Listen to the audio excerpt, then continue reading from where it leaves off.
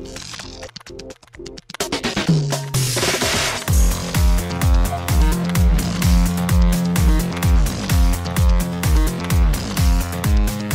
and welcome to Too Fast, Too Forever. There's all kinds of family, we chose this one. This is episode 122, Fast 5, Lap 7. I'm Joey Lewandowski. I'm Joe too, and this episode's brought to you by Memory Safe X. Make your memories safe forever. Are you sick of seeing that annoying storage full error come across your phone screen when you're trying to take a photo or video? Or are you tired of trying to update your phone only for it to tell you that you need to free up space first? Memory Safe X is just what you need. Shout out to Memory Safe X. Well, what an important sponsor for an episode about a safe being dragged through Rio. Maybe it's just, what if, like, the safe was a proverbial safe that's just, like, I'm trying to think of, like, a metaphor where a phone, because if Memory Safe X is, like, an app, right? But, like, the streets of Rio... No, it's a flash drive. Oh, okay. So imagine how big the phone would have to be if that's the size of the flash drive. Whew. Maybe Memory Safe X was the chip in the car. Ooh, that makes sense. I mean, it doesn't make sense, but it makes sense. Yeah. Well, welcome to Fast 5, Lap 7. After the break, we will be joined once again by Nico and Kevo to talk about Fast 5, see if they think it is Avengers-esque in style and quality and so on and so forth. But Joe, extracurricular activities, once again, for the second time we're doing this, it's been a week since we last did it, because we dropped our surprise Budget Boys episode on Tuesday. So Joe, what have you been up to in this last week? Chilling, cooking like normal. Baking. Oh, you know what we made, like, baking-wise that was awesome? I don't think I saw pictures. I don't know. What is it? No, I didn't send you pictures of this. It was a surprise. We talked about this before. I fucking love, like, fast food chains and, like, regional ones and things like that, right? Mm-hmm. One of the ones that I love a lot is Pizza Hut. We live in, like, a great pizza place, but I have this, like, nostalgia craving for Pizza Hut all the time. They wiped, like, all the Pizza Huts out of Connecticut. There's not one within, like, 30 minutes of us. Okay. And I'm not driving 30 minutes to go get Pizza Hut. While you talk, I'm going to figure out, I don't know where a Pizza Hut is near. I'm sure there's one near me, but I don't know. But go on. I was jonesing for Pizza Hut, specifically the breadsticks, right? That's, like, the holy grail of why you go to Pizza Hut. The Pizza Hut pizza is, like, it's good. You get a pan pizza. It's, like, it's decent. The breadsticks are like, that's where it's fucking at. I had a whole bunch of pizza dough that I made from last week, and I have, like, the Lloyd's pan, like the pan for the pan pizzas now. Mm-hmm. And so I was like, Rachel, let's look up, like, how we, make breadsticks. Like, I didn't make, like, breadstick dough, but, like, I already had pizza dough, and I was like, let's just put, like, the thing on it. So she made the, like, seasoning that you put on top of them, and pretty much you just, like, coat the pan in just tons of butter, right? You, like, coat the bottom in butter, the top in butter, and then you add butter after they're done. They were fucking incredible. They were really, really good. Tasted just like them. I mean, like, a little bit different, like, texture-wise and stuff like that. Yeah, the seasoning was dead on, so I was happy with that. That's the thing that we made this week that was, like, a standout in my head. Pizza Hut update near me. I forgot that there is a Pizza Hut Express in the Target near me. I hate those. That doesn't count, though, dude. Yeah, there's a Pizza Hut. It looks like 10 or 15 minutes away. I don't exactly, like, I know roughly where it is, but I don't remember ever seeing it, but it's not too far. Like, growing up in New Jersey, good pizza's always been around, so I've never had to, so we always just had, like, a pizzeria pizza. When we moved to Texas, my sister and I were like, oh, let's just find, I think we kind of just tried a bunch of them. There's some Texas local ones, there's some national ones, whatever.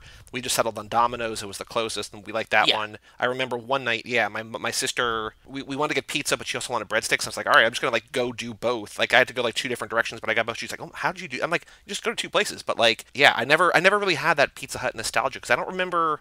I probably had Pizza Hut Book It as a kid. Do you know Book It? Oh, is that like the coupon books? Book It was this thing that was, like, in a bunch of schools that you would do book reports, and like once a month your teacher would give you a coupon and you'd get a free pan pizza, and then you got a pin and you'd get, like, stars on your pin. And if you filled up your pin, you traded it for, like, a prize. No, we never did that in school. Like, our local library, like our county library chain, did stuff like that over the summer to encourage reading over the summer and stuff like that. But I never had any of those in school. So, yeah. I also don't know, like, around me where a Pizza Hut would have been. It probably would have been, like, 20 minutes away from where I grew up, right? So I don't know. Yeah. Pizza Hut was never, like, in my life until I sort of, moved to a place where there wasn't a whole lot of actual good pizza down in Austin. So, I don't know. Yeah, I think it was the marketing, marketing towards children. So then I remember it as a kid, and then, like, I would want it, and then, like, I would be at my grandparents' house, and I'd be like, can we get Pizza Hut? Because there was, like, one kind of near them. From that moment on, it just reminds me of, like, being a small child and my grandparents. It's right. Like, it's not so much that, like, I want the pizza, but it's just the nostalgia attachment to it. Right. If it was around you, like, is it the kind of thing where, because we talked about this, I think, with White Castle not too long ago, where it's like, I don't really like White Castle, but every once in a while I go get White Castle, I'm just like, oh yeah, this is fine, and like, but it's like scratches that itch every 6 months or whatever. So like, if you had a Pizza Hut in your town, I know you live around good pizza, but like, would you get it a lot, or just like one of those like every once in No. a while? I like making my own now. I like Little Caesars because it's really cheap if I have like a party and a bunch of people were over. But if we did have one, like they've closed them in Connecticut since I've moved to Connecticut. And like I would get it like once every 6 months, right? I'd be like, oh, tonight, like I want Pizza Hut. And I would just like eat it and be like, okay, I'm good for a while. Cool. Like that's pretty much it. So aside from your Pizza Hut at home, what else have you been up to the last week? Anything of Oh, note? the other cool thing, as we've been going through quarantine, I've been trying to make Rachel watch like movies that I love Mm-hmm. that are classic movies that she hasn't seen yet. So we watched two great movies this week that she I know hadn't about at seen least yet. one of them, You know about at least one of them, and one of them was Karate Kid. which Wes won't shut up about Cobra Kai, which I will get to, but I have not gotten to yet. So I you know. watched Karate Kid. Did she like that? Yes, she did. Actually, Adam messaged us, like Adam, my friend Adam, messaged us this morning and was like, "Hey guys, did you see Netflix like has Cobra Kai on it?" I was like, "Brother, we already got our friend Wes telling us all about it. Like, don't worry." Yeah. But he like just said it this morning, and I was actually gonna send it to Wes and be like, "Look, That's one of those movies, actually, like, I mean, I don't want to compare it to Dude, Where's My Car, but like Dude, Where's My Car, where it's like, I'm pretty sure, actually, no, maybe that's not the best comparison, but I'm pretty sure I've seen that, but also I don't Karate know that Kid." I've seen it. Yeah, Karate Kid, because, like, I feel like it's the kind of thing where, like, it's so permeated into culture that, like, I know all of the beats, and if I have seen it start to finish, it hasn't been since I was, like, real little, right? So, Yep. whenever I do get into Cobra Kai, I'm going to want to, at least the first two. Was the Jaden Smith one, do you know, is it the third one or is it the fourth one? There's like three, a spin-off, and then the Jaden Smith one. Okay, because there is the first one, and then there's the one. Is Hillary Swank in the second one? I don't know. I only ever watched the first one as a kid. I might have seen the second one like at a friend's house at some point. It's not something that like I watched. Like the first one I had remembered a lot of it, and like we were talking to Wes about it. Like I was watching it with Rachel, and I'm like I remember the general structure of the story, and like I remember the ending, but I didn't remember like a lot of the middle besides like the big beats because I saw it when I was a kid. Right. So watching it again was great, and Okay. she obviously loved it. She was like, "This is probably like one of the best movies I've seen in a while." She sees why it's such a classic, right? And she Okay. was like, "Yeah." Like we both like cried a little bit. We really enjoyed it. So that was like the first one. What was the other one? What was the other big one that she had never seen before? We watched it last night, and I think that you'll be pretty proud, Mr. Tom Tom Club. It was Forrest Gump. Oh, I Rachel's don't like never that movie seen- at all. You don't like Forrest Gump? No. Why not? It's a very weird episode. So we had. I don't remember. Has he been on this show? I think he's been on this show. We had Austin Wolf Southern on this show, right? Yes, yes, yes, yes. So yes. he was on that show, that episode with us, because he had never seen it before. Because, like, generally, when somebody's on an episode of the Tom Tom Club, I'm just like, hey, why did you sign up for this one? Because it's not like what we do here is a little bit different. For people who haven't listened to the other shows that either you and I have done or that Mike and I do, whatever, we just sort of put out a thing like, hey, here's the 50 movies that Tom Cruise has been in, here's the 60 that Tom Hanks has been in, whatever. Yeah. Like, just sign up for everything you want, and then we'll just sort of dole them out, right? So generally, when I ask someone when you're on, like, for instance, like if you, like, I think you signed up for Jack Reacher but couldn't make it, but be like, well, why'd you sign up for this one? Be like, oh, because I'm from Pittsburgh, it takes place, blah, blah, blah. Like, just like, there's Exactly. context to it, right? For Forrest Gump, we had Austin on, we're like, hey, why did you sign up for this one? He's like, I've never seen it. And me and Mike were like, wait, what? Like, how is that like, not only Rachel is it too, just yep. Forrest Gump that, like, everyone has seen, but, like, Austin, and also to the same extent, sort of like Rachel, like, sees a lot of movies, and it's like, how did you just, like, I get it, Miss. sort of, where it's like, maybe, but, I just don't think it's good. I don't think it, Oh, I love just, it. it's almost worth listening to that episode just because we're like, I don't, like, what do you say about that? Like, it's just a You weird can't. movie. Yeah. It's a classic movie. Everybody's seen it. What do you say about Forrest Gump other than rewatching it? It's another movie I haven't seen in a long time, but I love. And she had never seen it, and it's really good. And I tweeted it. My thought watching it this time was just that because we've done boyfriend material, that Forrest Gump is just a better version of The Notebook to me. It's like the same like layout as The Notebook. Sacrifice Rachel McAdams. Rachel was really mad that Jenny was like not her favorite character. She was like, she's being a dumb whore the whole time. Her words, not mine. It's just like the same layout though, and I like Forrest Gump much better as a protagonist. And I'm trying to remember because I kind of blocked it out also because we've probably recorded like between this show and other Tom Tom, I've probably done like 100 or more podcasts since then. I feel like there's not really a narrative to it. It's just like, hey, look, it's recognition of America in a movie. It's just like, oh, look, he's also involved in this. And like, that's not a story. It's just like, let's put him in places. Let's put him in times. It's like, okay, but like to what end?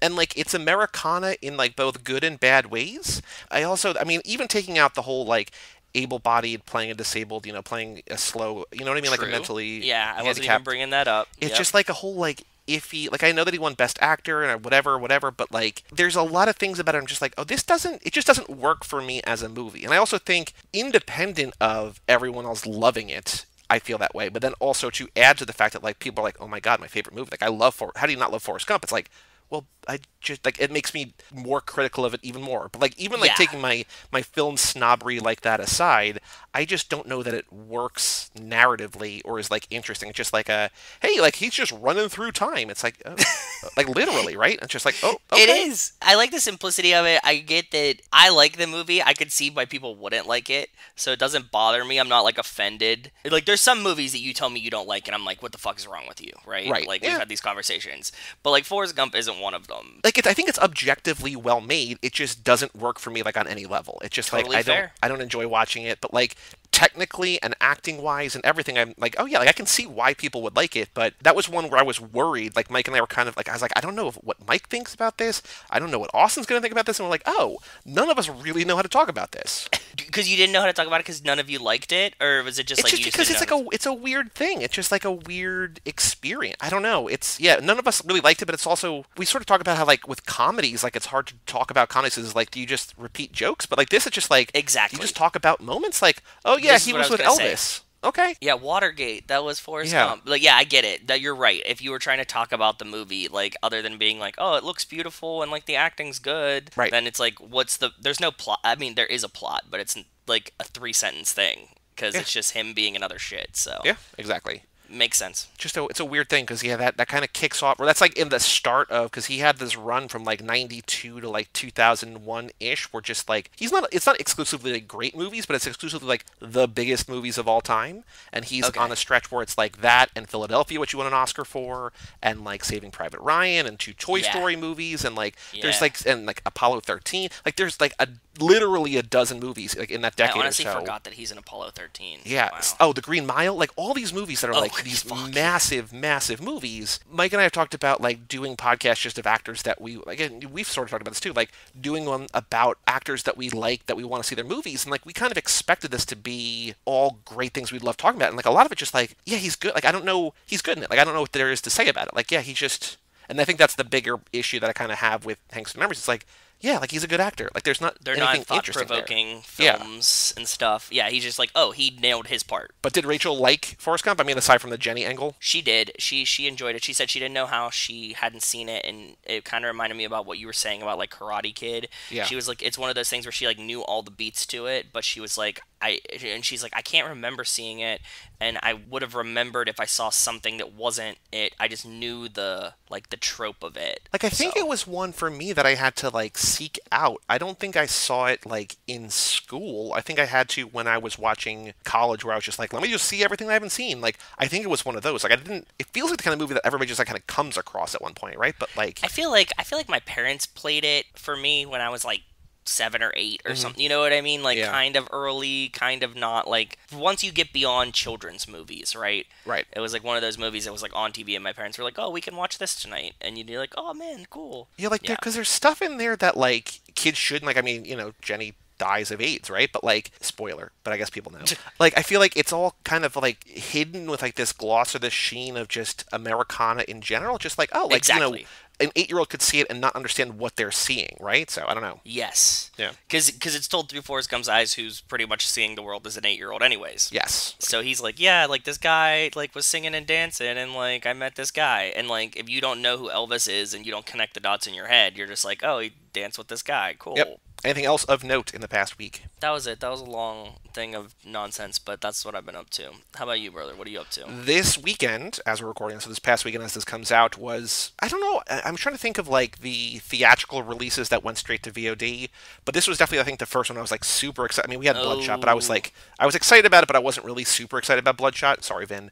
I mean, I enjoyed the movie for what it was. Go listen to that episode. This weekend, Bill and Ted Face the Music. Bill and Ted 3 came out. Mike and I did that with Kara, past whole lap, both two, Mike had a whole lap, Kara had a whole lap. They yeah. both when we did Keanu Club, Kara was on both of those. There's an animated series, and so I rewatched the first two movies this weekend, and I watched the third one this morning, and the third one made me cry, and like in just like In a a good happy, like way? the same kind of Fast and Furious, just like music is uplifting, and like man, it's just like happy tears at the end, and like I wouldn't say that Bill and Ted is like my favorite Keanu movie, or like it's top 10 or 15 ish, but like I just there's something about it. I'm just like, yeah, no, this is kind of weirdly magical in a way. So I That's awesome. recommend it. So And it's good? also, it Recommended? was good. I mean, it starts slow, but then I'm a it fan of gets the good. original. I like the first Bill and Ted. I when we watched it the first time, Kara, Mike, and I weirdly all liked Bogus Journey more. We all Why? liked the Ugh. first one, and then we liked Bogus Journey more. I don't remember the exact reasons because this is now 4.5 years ago. When I rewatched them this weekend, I still really liked Bogus Journey, but I liked it a little bit less, and I liked Excellent Adventure a little bit more. This I would say is probably like slightly above the second one. What I think this one does really well is because it takes place in modern day, and so there are the princesses that they marry, so they're in here, played by new actresses again, because they're different in every movie. And then they Okay. have daughters, played by Samara Weaving, and this girl, I don't remember her name, let's see here, Brigitte Lundy Payne, who's been in a bunch of stuff lately. They play the daughters, and so the movie is not just about Bill and Ted, but also about the princesses, also about the daughters, and like this is cool, like That's cool. lots of things going on, which I thought worked really well. The exciting thing is that we're going to have a Keanu Club episode this week about it. Mike is going to do a Third Time's a Charm episode about it this week, and also Brian on High School Slumber Party is going to put out the episode I think on Friday about the first movie. So lots of Bill and Ted's content Ooh. coming this week, which I'm very excited about. That's very cool. I remember watching the first one, loving it. I showed Rachel it recently within the past couple of years because she had never seen it before. She liked it, but I never made her watch the second one because the only part that I remember, like I remember watching the second one, them like falling, Yeah. and they're like, "Can we play 20 questions?" Are you a mineral? Yes. Are you a tank? Yeah. And that joke just like so broke my brain with like how upsetting it was for me. I was just like, this doesn't click. And that's the only part I remember about that movie. And like, I think that I stopped watching at that point. Oh, no. I mean, that's only like 20 minutes in. Like, that's really early in. Yeah, I was like, nope. Like, I was like, I can't do this. It was like the age I was at, and like, it still like resonates with me. I'm like, that was a really fucking stupid joke. And I love dumb joke But it's also movies. just, I mean, that's them. Like, they're just really I dumb. know. They're sweet dummies. Like, that's just who they are. Again, like, I don't remember exactly why, but I remember all of us being like, oh, wait, we all liked it more? Weird. Okay. There's a lot of funny, like, Death, played by William Sadler, in the second movie is very, very good. He comes back in the third one. There's really good stuff in the second one. I think the first one, there's a second one for a reason, because the first one is really, really good and really 80s and really goofy and wonderful, but the second one has a lot of fun stuff, and I don't know that you can really compare it to the first one, but I think it's worth seeing, and the third one is really good too. So I would say check them out if you want to break your brain, I guess, with 20 questions. Again. Yeah, like I have the first one like down. Like I totally remember the first one. The second one I'd have to rewatch before I watch the third one, and I don't know if I could bring myself to do that for that. So I don't know that you need to watch the second one, really. I think you could probably watch the third one blind. independent. I think so. I think so. They do a little bit of a catch up because I mean it's literally been almost 30 years since Bogus Yeah. Journey, right? So like they know that they're gonna have to catch some people up. This is gonna be an introduction for a lot of people. I would say check it out. I mean it's expensive. Like it's Mike and I each bought it. 25 is a lot to spend on a movie, but I wanted to support them and No, it's again not we've bad. said it. 25. D2C like Fast 9, give it to us. Let me give you $25. Let me own that movie digitally, please, please, please. I agree. Yeah, let us do it. Also, I've been playing a bunch of video games. I played a puzzle game called Manifold Garden, which was like in development forever. It came to Apple Arcade a while ago, and now it's on like Xbox and PlayStation. It's a lot of fun if you want to kind of break your brain with weird puzzles. And then I also started The Last of Us Part 2, widely considered like best games of the generation. But the other thing is I had some socially distance and some bubble friends hangout time, which was good because I haven't really seen anybody in like forever, and it was nice to actually see people in real life, which I Good, man. appreciated. Yeah. That's awesome. Joe, we have a Patreon page here in the show, TooFast2Forever.com. Shout out to Cassie Wilson, Jake Freer, Ben Milliman, Nick Burris, Alex Ellenin, Justin Kleinman, Brian Rodriguez of High School Slumber Party, Haley Gerbies, Wes Hampton, Christian Larson, Jerry Robinson, and Dan the Duke Hayden for supporting us at the Thank you, $5 guys. level or above. Thank you It's all so appreciated. very much. It is. If you want access to the quiz, to the Fast and Furious Minute document, to bonus things, we are talking about how to sort of, when we get to the 20 patron level, what we're going to do bonus-wise. Some fun stuff coming there, but not there yet. But toofast2forever.com, even $1 a month gets you access to most of this stuff. So check it out, check it out. Sure. And we have an email address here on the show, family@cageclub.me. And Joe, we've got a bunch of emails. Well, a bunch is... So Nick sent a bunch of emails that I'm going to kind of read sort of as one. And then Yeah. a couple other emails beyond that. But let me go through Nick's emails first. Okay. He says, first one, are you ready for the surprise? Ha ha ha ha ha. It is the real Nick. Yes, it is. LOL. Put up, Nick. How are you doing, bud? Is that a reference to something that we know, or is that not a reference to something that we know? I was thinking like the real Slim Shady, if I had to guess anything. It says, first off, I'm a little disappointed that you did not get the number that Brian dialed to track Dom. Figured you could use the tones. LOL, just kidding. Overkill, but it would have been funny. Yeah, in the minute. That makes Yes. sense. It says, RoboCop I somehow never watched, but I thought it was a good movie. The CGI I thought was subpar compared to Terminator, but maybe we need to watch the first one again. Sometimes we remember them better than they were, right? I think so, and I also think that they're going for different things. Like, RoboCop is going for, like, cheesy, pulpy stuff, and Terminator's trying to go for realism, right? Like, Yeah. I don't know. I think it's fair to compare them, but I don't know if it's a direct comparison really makes... It's not exactly the best one-to-one comparison, I don't think. And also at the time, that's a time when like CGI type stuff was like vastly different based on like the studio that's like doing it or like Yep. the group that's doing it, because it's like it's not to the point where like now it's all so good that like it's crispy no matter what. Like the differences between them aren't very great, right? Right. Yep. Like back then, there could be huge differences between them, even if they came out very similar times. The prototype robot reminded me of the second Terminator at Skynet. He says it was also cool to see red in it too. And the True. Taurus cop car made me laugh. My first car was a hand-me-down Taurus wagon. Oh, nice, nice. Now back to the minute. I wonder if Vince has a CDL, like commercial driver's license. It says, where did he learn to drive a semi? It's definitely not a jump in and drive type of vehicle. Plus, containers are not owned by the trucking company himself, so the name on the side is false, but it says Rogers on the door. The containers are marked with the manufacturer, and the frame or chassis is a separate piece. Yeah, Truck that makes driving sense. expertise. Yep.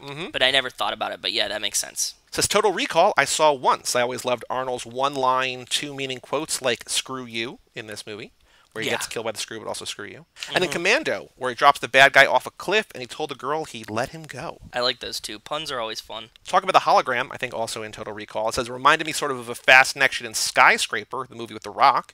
It's a room of programmable mirrors where he kind of did the same thing. Oh, interesting. I've been trying to get Rachel to watch Enter the Dragon or Game of Death. I forget whichever one has like the room full of mirrors. Like the rooms of mirrors have been done in a lot of, like John Wick 2 does room mirrors. The End of the Guest does room of mirrors. I think it's all a nod to the Bruce Lee movie, right? It has Probably. to- I think it's also. I mean, I don't know. I guess that was that the first one. Probably. Probably. I don't know.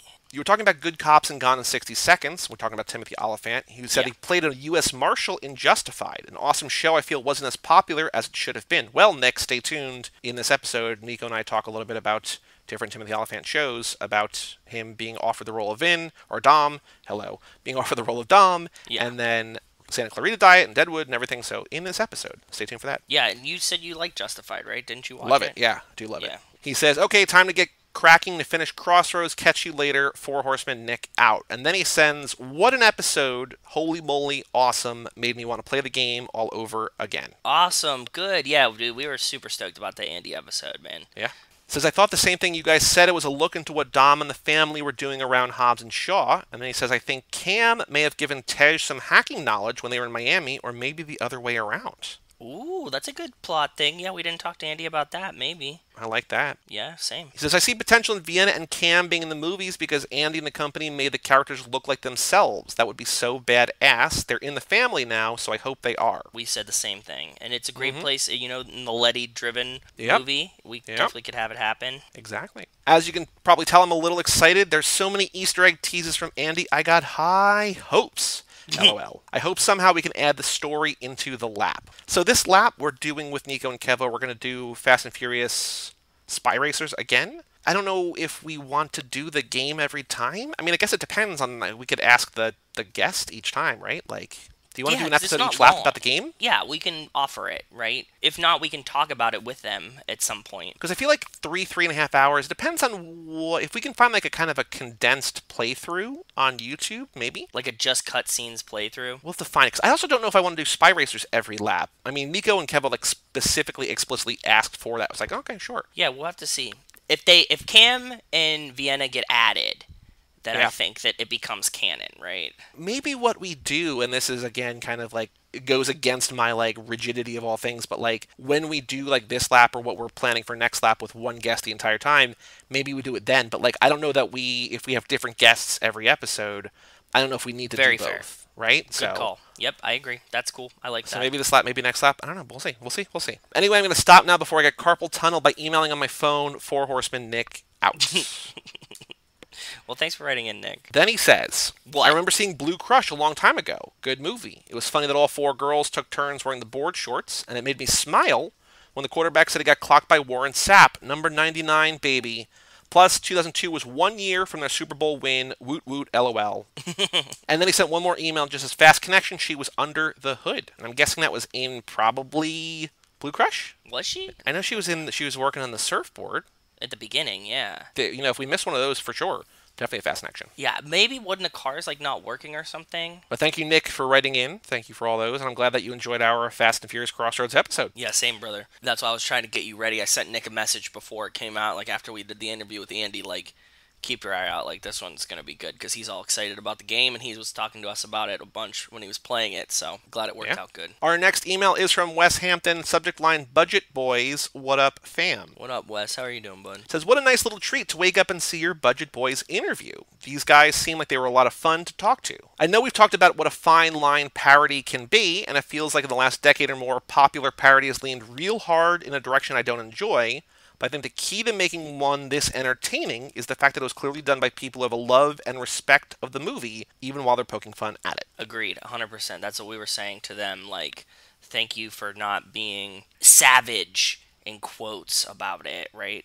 Yeah. Like, the internet, like, got 'em type feels, like. If you're going to talk about something, try to be positive, which is something we try to do on here too.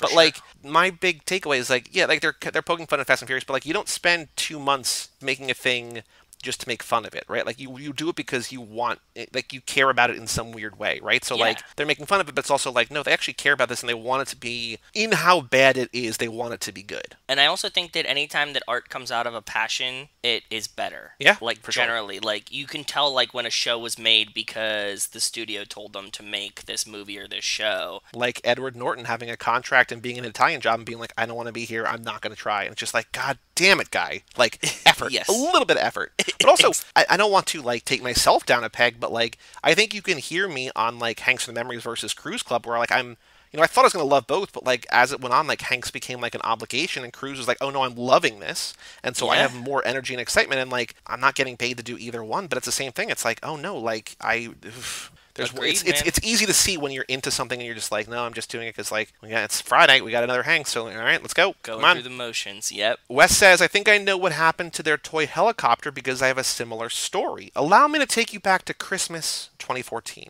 Okay. My dad's family does a white elephant gift exchange every year, and that year I ended up with one of those little toy helicopters. Our Okay. friend Sean was part of the white elephant, and I stole it from him, so we surprised him with one for Christmas. Christmas morning came, everyone was enjoying their gifts, and Sean was playing with his helicopter in the house. It was great. Then he excitedly tells us, I want to take it outside and see how high it goes. Oh boy, okay.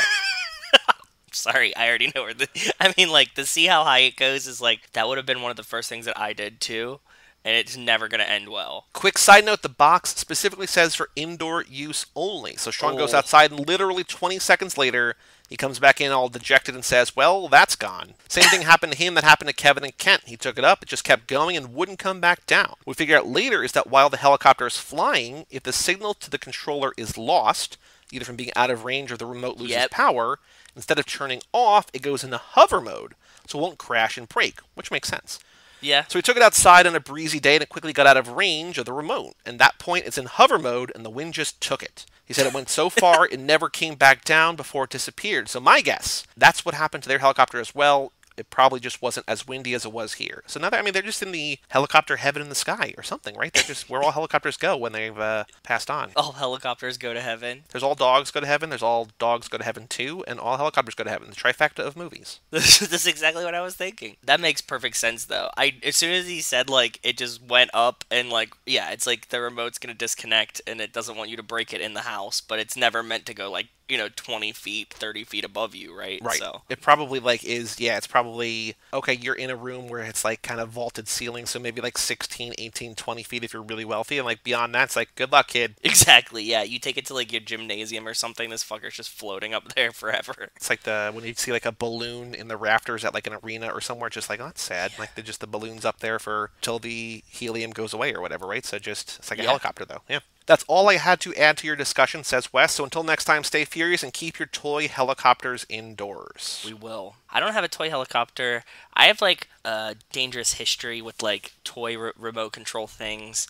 I remember like running, like my mom like rage quitting me having RC cars for a while because I had like a long hallway that you could like go straight from like the living room to the kitchen with like the dining room in between, but you couldn't really see straight. Mm-hmm. You know what I mean? Mm-hmm. And I would just like drive it back and forth, and I would just like go by the sound. So like I would just like zoom it all the way into the kitchen, like smack the wall, and then like turn it around and like drive it back into the living room. And I could like sit there and like not watch it, but like just do that. And I hit her with it so many times. She got so angry about like, 'cause she would be like, like going in the dining room or like going in the kitchen, and it would just be like whack and like hit her right in the ankle. Yeah. God damn it. And our last email, Joe, is from our newest patron, Dan Hayden. Subject line: Lap 7 Games and the Budget Boys. What up, Dan? How are you doing, bud? He says, hey guys, I'm officially caught up on the current lap and will be starting lap 1 sometime this week. Whew. Says, I thought having Andy on was a great get. I love video games, and even though I don't think I don't know where I got Southern there. I love video games, and even though I don't think I'll play this one, it was very interesting to hear a game director talk about his love for the craft, his hobbies, and his love of the movies. Nicely done. It was a lot of fun to listen to. I'm glad you liked it too. Yeah, that's what we were thinking. Like, whenever Joey and I were talking about it after we did it, we were like, even if you didn't play this game, that was a great interview because Andy's just so awesome. One. Yep. Two, like, he talks about, if you like video games at all, he talks about making a video game. If you like Fast and Furious at all, he talks about, like, his love of it and, like, what he was trying to do with the story. So there's lots of cool things for everyone in there. And even if you don't like games, and even if you don't like the Fast and Furious, I don't know why you would listen to that episode, but like the way that you approach games, especially like narrative games like this, from the cutscenes, Yeah. it's like the approach to writing the game is essentially the same approach to writing a movie. Yep. And him talking about, developing the script and knowing the script for 8 and a little bit for 9 or whatever, right? Like, it's the same as if he was like making like Spy Racers or a spin-off show or something, Yep. right? It says on a previous episode, Joey was saying he recently played through Carrion. I watched a lot of the game's development, really enjoy playing it in all its macabre glory. That was the game I was saying about where you play basically like you play as the alien, you play as the creature, just wrecking shit on scientists and stuff. Yes. I remember you saying this now. That's cool. He says, I've also recently been playing through some of my favorites of the last decade with games like Papers, Please, an amazing games piece of art where you play a border-crossing inspector in a fictional, dystopian, early 80s Eastern Bloc country where you're tasked to decide who enters the country and who's denied. I played that game. I love that game. It's the kind of game where if I described it to you... Is it hard? I'm imagining it like... Is it like a Splinter Cell type game where No, you're kind of no. like sneaking around? Or is it like very easy and it's like yes or no? It's neither of those things. So it's basically like Oregon Trail style graphics. It's a computer game. And you're literally just sitting in a box. Like imagine like a toll booth, right? You're just in there and just papers, please. And somebody passes along their passport. Like the computer scans it and like you're comparing the passport to like what they should be. You're seeing like, oh, there's like it's clearly like a woman, but like it's like not even 8-bit graphics, like it's even less than that sometimes, and it's like it says, it's a woman in front of you, but it says gender male, and like you have to reject it because like it doesn't align. You get graded on how many people you get wrong, like if you let people into the country that you shouldn't let in, but then you're also like people are like, and I don't remember specifics, but it's like a woman and her children's like, please, I need to get into the country, like I'm not safe, and you're like, oh fuck, do I let her in? Like am I a human being or am I like you'll get like email bulletins like as you get like farther in the game, it's like, be on the lookout for people from this city or whatever because like there is some kind of like whatever. Yeah, like it's this very kind of retro graphics thing, but very cool. Sounds It was fun. very Very good, yeah. So So it's Paper more of like a Space for matching sure. game than anything, like a puzzle game. It's like puzzle. It's like just paying attention to details. Like it's kind of the type of game that Larson loves his old kind of point and click adventures. Like it's closer to that than kind of anything else. Like really kind of That's what I retro. was But it hoping came out for. 5 or 8 years ago, maybe. Duke also says, and two games from the studio Subset Games, FTL, Faster Than Light. He says, you manage a spaceship and its crew from a top-down perspective. Each run, you try and warp your ship from place to place, outrunning an armada of rebel ships, trying to destroy the rebel flag ship. Along the way, you have Star Trek-like choices.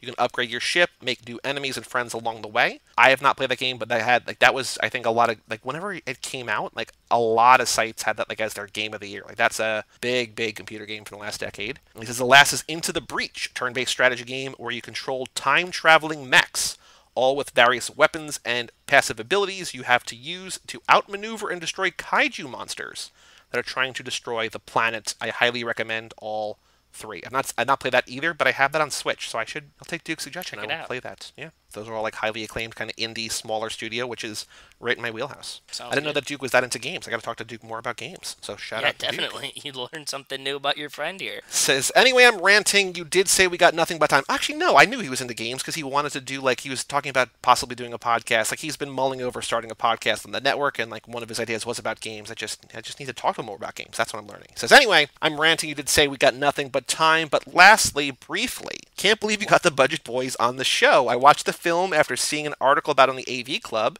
and I was so pumped to hear they were coming on. It's absolutely hilarious. It was cool getting an idea of who these two brilliant, funny dudes are from your interview. That's it for now. Keep up the great content. I'll be listening, Dan.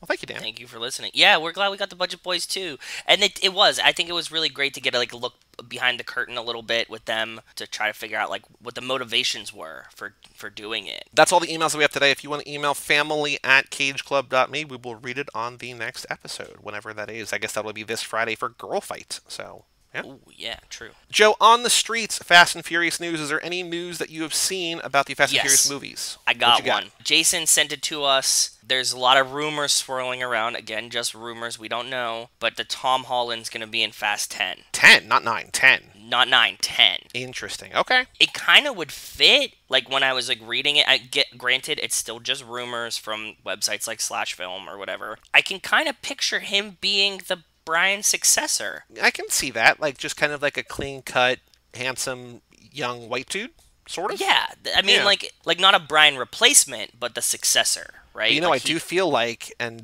if I were you, I would be rooting against Tom Holland, because I feel like if Tom Holland gets added, we don't get Timothy Chalamet. I know. Like, that's, they're proverbially, they're like archetypally the same character, right? Like, they're just, Yeah. they're the same guy. So, like, you don't have a No. Timothy Chalamet and a Tom Holland as a new addition, right? So it's one or the other. So if your real dream is to get Timothy Chalamet in these movies, you should be out there rallying against Tom Holland. I want to imagine that it's like a very dark reboot of the franchise with new younger guys, and then like Timothy Chalamet plays like a very troubled, emotionally torn Vince. Oof. And he plays like an internal struggle of I can the see him as character of Jesse. I Vince. can't see him as Vince. I can see him as Jesse, though. No, that's why I want him to be Vince, because I think I want to see Timothy Chalamet like bulk up for it, like do like the full Christian Bale, okay. right? Yeah. Like, and he comes back as like the not obviously not Vince, but like the new character that is Vince, that's like grappling with his like own identity and what he means to this crew, and then Yeah. Tom Holland could be like the Brian character. He would just have to do work to get to that Vince role. Like, what if he plays Leon in like a Leon spin-off movie? Like, what he's doing when we don't see him on screen? Because like Leon's just like the mysterious character that goes away. We talked about the Budget Boys. Why is Timothy Chalamet playing Leon? Like, he's in 2 scenes, but then there's like a whole separate movie where it's just Leon, and the movie's just called Leon, but it's not called The Professional. The Amateur. Leon: The Amateur. The amateur. I want to see Timothy Chalamet shoot the Vince mom hospital visit scene, because I think he could like bring the like grappling with his mother dying. And So having to your new dream is Timothy Chalamet as Vince in a deleted scene that we didn't know existed like 2 months ago. yeah, that's Beautiful. what I'm seeing Okay. now in my head. That's what like really is working for me. Okay. But like Timothy Chalamet, short hair, grappling with his own identity. Fake tattoos. Yeah. fake tattoos, and him like holding his mom's hand and just crying. Because you know who I could see in a reboot, although I don't know why he would do this, but like Shia LaBeouf would make a great Vince. Yeah, yeah. But I he feel like that's just would. kind of like too kind of not on brand, but that's just too easy, right? That's just like there's no. I want to get all of them in it. Like let's do Timothy Chalamet. Let's get Tom Holland. Let's Oh, get so Shia. it's like the new Batman universe where there's like 8 different Batmans, 8 different Jokers, just like 8 different Vinces. No, no, no, no, not 8 different Vince. I mean, like line them all up so they can like restart the family, and then have like little Franco, not James but Dave, in it, and then we add Zeph too, and then there's your new family. And then what women like? Who's playing Letty? Who's playing Mia? We get Well, Aubrey Plaza would play, I guess, because if Zeph and Little Franco were in it, then I guess Aubrey Plaza's in it. She could play Mia. she's like a really aloof. No, she's like a really aloof Letty, right? Okay. We get her. We get Al Pacino's stepdaughter. That's Leo's girlfriend. What's her name? I forget. Oh, from Never Going Back. yeah, I don't remember. Cammy Marone. Yes. Yeah, her. Yeah. And we get the girl from Booksmart, Caitlin Deaver. Jonah Hill's sister that Rachel just Oh told me. no. Okay. Yeah. What's her name? Oh God. Edie Feldstein. Beanie Yeah. Feldstein. Beanie. Yeah. Beanie Feldstein. Okay. Yeah. Okay. And that's our crew. Wow. Wow. So we Right? got Zeph, Little Franco, Yes. Timothy Chalamet, Shia Yes. LaBeouf, Aubrey Plaza, Beanie Feldstein, Cammy Marone. Yeah. Cammy Marone has to be the Mia, right? God, who's Brian? Who's Dom? Oh, Zeph is Dom. Zeph is Dom. Zeph has got to be Dom. Oh, also, by the way, so while friends were over here yesterday, we were just like listening to music and playing pool down in my basement, and I had the TV. I'm like, what? I just don't want to put Netflix on, so we put on. I haven't watched it because I wasn't listening, but we put on Down to Earth with Zac Efron. Oh, yeah. Melissa was over here, and she was talking about how she doesn't like the mid-level marketing guy that like is with him tagging along. I was like, oh yeah, I Joe agree. doesn't like him either. And I was like, he's like stupidly ripped too. Like I guess you can't have a show. You can't have a show with Zac Efron and not be like ungodly ripped. I'm just like, God, like what? Okay, yeah, okay, Yeah, Tom Holland's pretty ripped because he's Spider-Man, yeah. and we can bulk Timothy Chalamet up for the Vince role. Wait, okay, so hold on. So Zeph Sorry, is Dom. Rachel just cackled. She took her headphones off. That's like the first she heard us talking about that. Oh, she's gonna love these last 10 minutes because they're like not about these movies at all. Not Yeah. that she doesn't like the movies, but like, so we got Zeph as Dom, Tom Holland as Brian, Timothy Chalamet as Vince, Yeah, Shia LaBeouf as Leon, yeah, Cammy Marone as Mia, yes, Aubrey Plaza as an aloof Letty. yeah. Who's Beanie Feldstein? Oh, let's make her Jessie Okay. because we haven't we whitewashed this cast a bit. So Yeah, no, not even a bit. Like it's wildly white. that's what I mean. Like I couldn't name like teen actors off the top of my head that weren't just like white kids in popular movies. So I think we make Beanie at least Jessie to start with, and we swap some of these out with some flavor, please. Yeah. because- Okay. Okay. Wow. Okay. Do you like that? Is that a good Yeah. idea? And we have Jacob Tremblay as Baby Nico. Who's that? He's the kid from Room, Oh yeah, yes. He definitely is. or Baby Brian, right? Baby So, Brian. Yeah, that's yeah. what I was thinking too. Yeah. Well, shout out Jason for sending that link because yeah. Fuck. The only thing that I found is not about the Fastiverse, but it answers a question that I posed last week.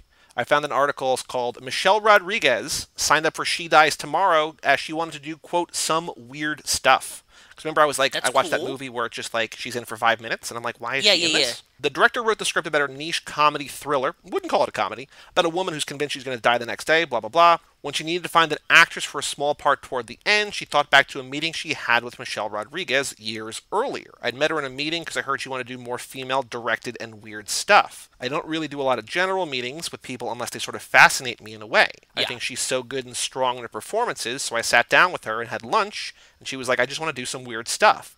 I love Fast and Furious, but I'm an artist. I want to be able to do something weirder. And I was like, I'm your girl. This is all from the director, Amy Simons. Very That was cool. years ago, she says, but I remember that she said that. So when I started making this, I called my agent and was like, ask her if she wanted to do this. She said she wants to do some weird shit, and I'm going to call her out on it. And she did. She showed up. She had like a half day off Fast and Furious, and she showed up on my set. Awesome. Very cool. Yeah. And then a Fast Connection sort of kind of ish, at least a movie we talked about. She also needed to cast the role of a doctor who's only in one scene, so her agents found her Sweet Home Alabama actor Josh Lucas, who was available for one day during his press tour for Ford v Ferrari. So connection there too. Oh, nice. Yeah. Yeah. That explains the story and kind of matches what we thought, right? Yep, you have talented people on both sides of the camera. I mean, Amy Simons is also an actress, but like this time, behind it's just like, hey, like I really like what you do. Like let's do something together at some point. And like I feel like a lot of those probably go nowhere. but then this one goes somewhere. I think we should see more things like that, like kind of deconstructing like we were How talking things today. happen? You and Brian and I were talking. You were talking about billing on a movie Yes. poster, right? Yep. And like how that this is a thing. Like, why don't we have more movies where like you have a big name actor that just wants to play a small role? Yeah, going back to Keanu for a second, talking about Bill and Ted before, like Keanu and Shia to a certain point, they've started being smaller part, and this is also what we were talking about last week when I was talking about the Neon Demon with Keanu. Like, they have both kind of checked their ego in a way to play smaller, weirder, more interesting roles in interesting movies for like kind of creative directors. Whereas like Nicolas Cage and Tom Cruise, for instance, for better or worse, Yes. are always the star of things. Also, Zeph's the same thing too. Like, Zeph is not by any means the star of The Beach Bum. Like, that's clearly Matthew McConaughey's movie. Exactly. But him as, I'm a tiger, bro, right? Like, it just, you're able to be on screen for 5 or 10 minutes and be like, holy shit, like, that was amazing. Or like Keanu in a handful of movies recently, Shia in a handful of Yep. movies. I think it's an ego thing. Like, Nicolas Cage won't do movies generally where he's not the star. And Also, you need to have the fuck you money that Zeph, Keanu, and people do Right. from doing star movies to be like, okay, like this is what I'm actually trying to do. And like Cruise has done that. I mean, Cruise obviously has that fucking. He's done it a couple times. Like he was in Tropic Thunder as the But you're right. Hollywood I think this executive. one's more of an ego thing. Yeah, it's like he's he the doesn't. star. Right. There's lots of directors that like you could do that kind of thing for, but I feel like for the people with the ego, you need someone like a Paul Thomas Anderson, like he did for Cruise and Magnolia, or you need like a Quentin Tarantino or a Safdie Yes. brothers or something. Like there's like a handful really now where it's like, okay, like I can get somebody completely break who they are and be a small part or whatever. But yeah, I agree that I want to see more of just like Hollywood wouldn't be Hollywood without the egos, but also at the same time, check your egos, please. No, it's just it's cool that we're seeing. I think it's like a new generational thing too, right? Like these are a lot more like younger guys doing this. It's not like the old wave. Yeah. They're like, we were the stars. We're always going to be the stars until they put us out the pasture and you just retire. These guys are like, oh, cool. Like we don't want to focus on movies all the time, like 100% of our lives, but we'll still do like cool, interesting roles in different smaller things, which is cool. And I also think to a certain extent that there's a reason for that because it's easier than ever to like shoot a movie and distribute a movie. And like, Yeah. sure, there were people like Roger Corman who we've talked about on here a lot, and like Brian's talked a lot on his podcast about. They were making multiple movies per year, but I feel like now where Michelle Rodriguez can be like, yeah, I'll give you half a day or whatever. Like I can just swing by and just do that scene where there's so many more movies being made that it can happen, and you just you can show up in a lot of things if you want to show up in things, right? So yeah. I agree. I can't wait to see where this keeps going too. Any other news, or is that all you saw? No, that was all I saw. That was the main thing I was thinking about. Well, the last thing to talk about, because this is a Fast Five, this is a main installment, so we're not going to do a Lost episode, we're not going to do a Fast and Furious Minute episode, we are going to do the deleted scenes, and what we did not know when we planned this out, there are only 2, and realistically only one worth talking about. Yeah. Yeah. So there's minute 40. I added it to the Fast and Furious deleted scenes playlist on our YouTube. So if you go to youtube.com/toofast2forever, one of the playlists there is just the Fast and Furious deleted scenes.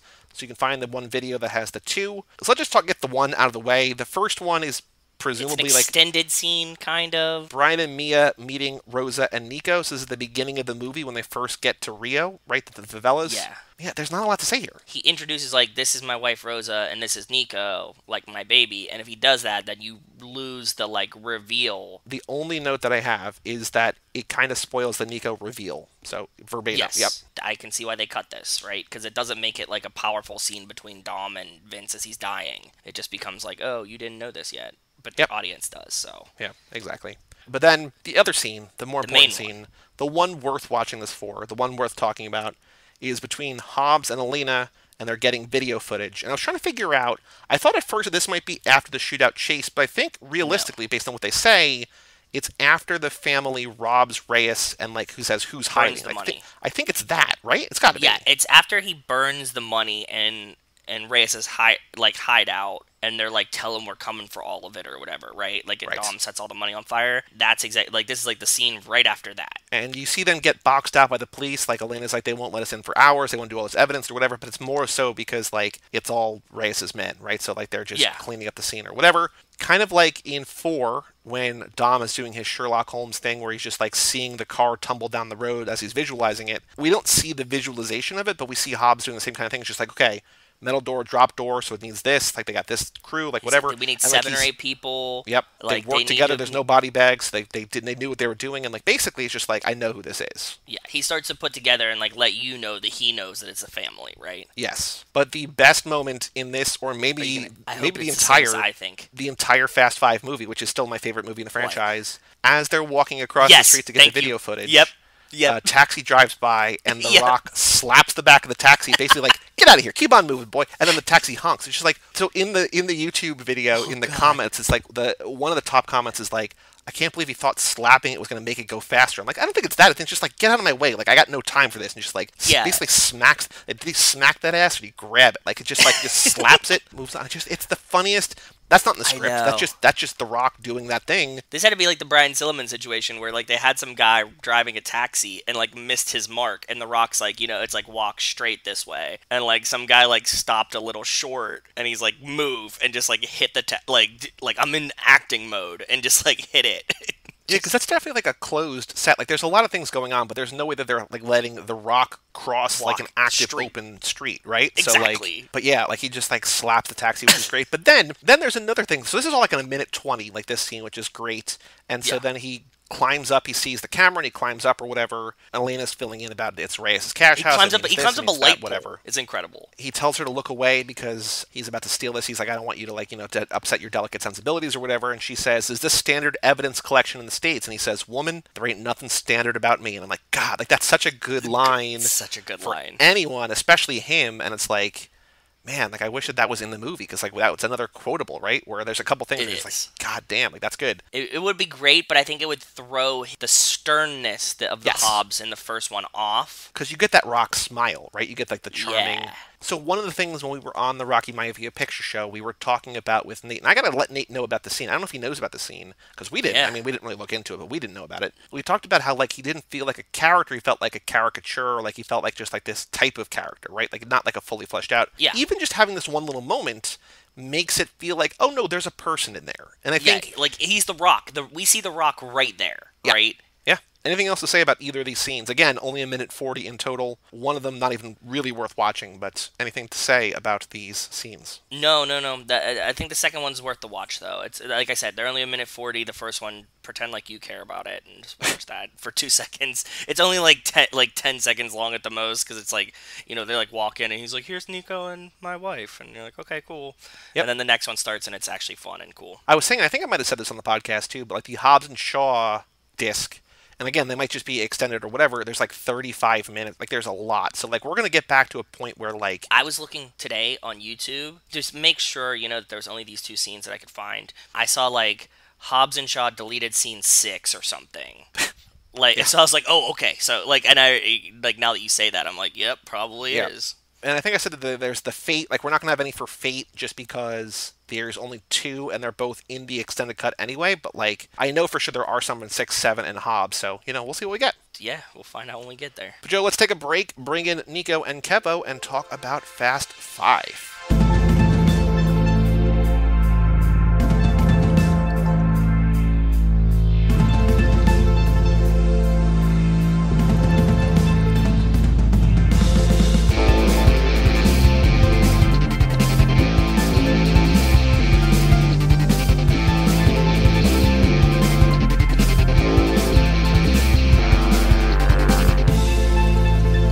Welcome back to Too Fast, Too Forever. This is episode number 122, Fast 5. This episode is brought to you by Memory Safe X.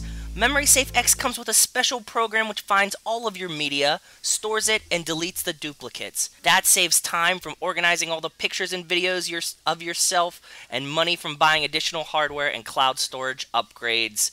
Thank you, Memory Safe X. Thank you, Memory Safe X, and welcome into the back half of the show. As they have been joining us all lap long, we have the gentlemen, the husbands, the titular husbands of Husbands Talking More or Less, Nico Vasillo and Kevo Reese. Hello, guys. Hello. There's always room for family. There is. You got a good family line in this one, huh? Did you like it? Oh, I absolutely thought that Dom's 8.5 was my favorite of the Oceans Forever movies. I want to know, my number one question before we ask you one either or, how did you feel when you found out that there is a character in this universe named Nico. Well, as soon as he was like, I need you to help me with my Carl Urban beard. I need you to tell my son Nico that I died heroically like a Dick rock star. And I was like, oh, Nico, it's named after him. And Kevo goes, aw. And then he goes, he's named after you. And Kevo goes, Jesus Christ. Yeah. Well, and then it gets a little bit more on the nose where it's like, he's named after you. And then they cut to Dom and he says, Dominic. Because I was thinking, like, how many layers down do they need to explain to the audience, like, his name is Nico. Oh, wink, wink, he's named after you. Still don't get it? Dominic? It's like, oh, yeah, okay. But like, I feel boy, like there's yeah. a lot of that in this movie, but it's in a way that I really don't begrudge it because it is so well-intentioned and positive, such a great version of what it's trying to be that I can forgive a little bit of ham-handedness because, like, whatever, it's all in good fun. Yeah. I that's only true. wish that somebody could, like, just have a brief, kind conversation with the filmmaker and say, please just get a better script doctor than the guy who did Lethal Weapon 5 in Sunny, because half of the lines were like, my baby girl Corvette. You mean my baby girl Corvette? My car? My car, my car, my car, my automobile. One of the things that I've loved about being a part of the Comic-Con circuit is I've gotten to hear some really brilliant people have some really elegant conversations about things that just wouldn't occur to me. One of my favorite experiences is one of the directors of Coco was at one of my favorite events I've ever been at, something called Nerdtino, and I would have been at Nerdtino Philly again this year, but unfortunately, you know, everything's a little bit on hiatus. This director, unfortunately, his name escapes me right now. He said that one of the things he made Disney promise him that he wouldn't have to do is something he calls mi hermano, my brother. Every time a Spanish person speaks and they're written by a white person, they tend to say things like, are you trying to tell me that you want me to turn on mi hermano, my brother? As if to clarify what hermano means, like any person would double check their own language that they've always used. I can 1.5% forgive that in a normal situation where there is some transitive. My problem is here, it was never when people were speaking Portuguese, because I mean there was a ton of Portu in this. Everybody was like tudo bem, tudo bem, tudo bem, tudo bem, which is, you know, 1,000% super duper Portuguese. But like I was shuddered and shiggled at how often they were like, steal this car? You mean Grand Theft Auto? You mean lift the automobile? You mean take the ride?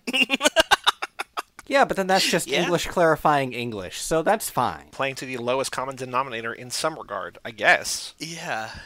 But okay, I have one important question before we kick things off with a new segment name that Nico told me that I was like, oh, I don't know why we haven't been doing that other than we're not good at things. Oh. But before we get there, important question for you guys. So as we saw in this movie, you know, we go for a heist, we are successful, right? We nail it, we steal $100 million, we split it 4 ways, we go to the casino, we go to Rio, we go to Monte Carlo, we go to Vegas, we go wherever you want to go. We walk over to the roulette table. Nico, Kevo, are you putting it all on red or are you putting it all on black? I'm going to have to put it all on red. Always go with Gene. Okay. Oh, that's an X-Men reference for everybody who doesn't know Nico. But that's great. I love that you have an explanation. And Kevo, what about you? I am not a gambling man. I am going to put it all on the buffet. Okay.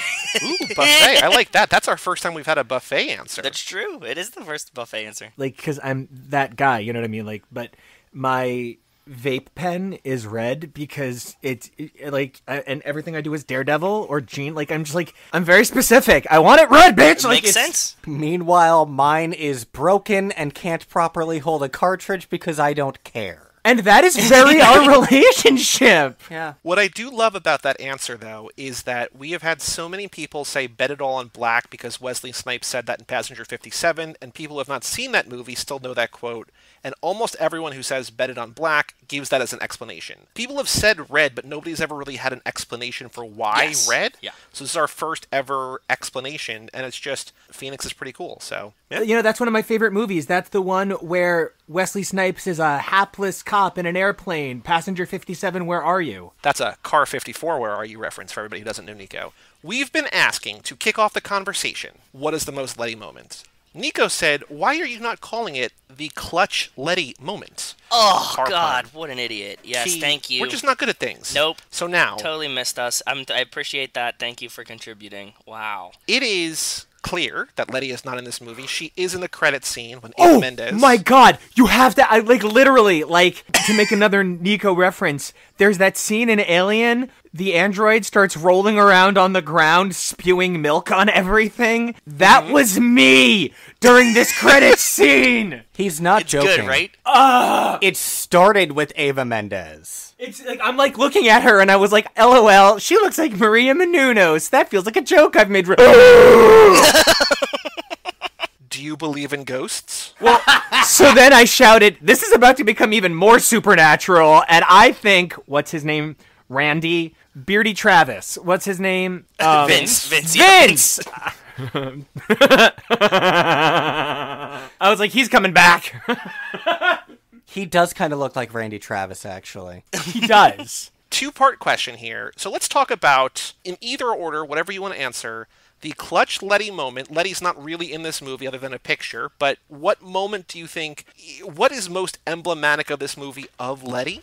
Ooh. Number one. And number two, let's talk about that ending, that credit scene. What did you think of that? I think for me, the most clutch Letty moment, when Tej says that his actual dream is to run a shop. He indicates a sense of, so there's an important thing in this movie that I need to point out.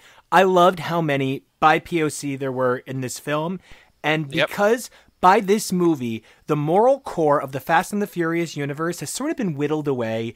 Even the best people are morally ambiguous because that's what it takes to survive this sort of car noir. I find myself really okay because these are all the best kind of criminals. These are criminals who are criminals for good reasons with hearts of gold. They're like Megan the hooker with a heart of gold. Yeah. It's Megan from Melrose Place. Got it out of the way early. I'm glad. Okay, It's good. not, but keep going. Well, no, I mean, I'm on a mission all summer. I want to mention Melrose Place once an episode, and Joey has been really good about this. If it's anything, it's Sydney. Now continue. Oh, it is totally Sydney, but after the box, before the stripping. I find myself with this idea that morality is secondary to the quality of your heart, right? Like, there really is a sense of character versus actions in these films, right? I really do liken it to the Ocean's movies, especially once this one hits. Part of that comes down to Tej is looking to be greatly potent. He still wants to be Tej, and he wants access to the money, and he wants access to the technology he loves, but he wants a life of mundanity, but a life of brilliant mundanity. He wants to live his expression of happiness. And I think if you go back and you watch like Letty's first few movies, that's what Letty's looking for. Letty is looking for contentment. She is looking to feel okay. That's all Tej wants either. And in that regard, I think Tej has the clutchest Letty moment in looking for a sort of normalcy. It's just Snoopy looking for that little doghouse with Woodstock on top. Dom is her Woodstock. It's perfect. That's a great Letty moment, one that I didn't have. But yeah, it makes perfect sense. She is the most like once calm familial things. Like she's along for the ride, but at the same time, like if Dom was like, I'm gonna start a farm, she would be like, yeah, we can go do that, and just be totally happy with it. Oh, and see, meanwhile, my clutch Letty moment was everybody gunning down all of the mafia dudes with machine guns to protect Hobbs. That ultra-violent moment, to me, was the clutch Letty moment. So maybe I have a different read on the character. No, I mean, she is a duality of nature. She is mother. And let's talk about mother for 1 second as an idea.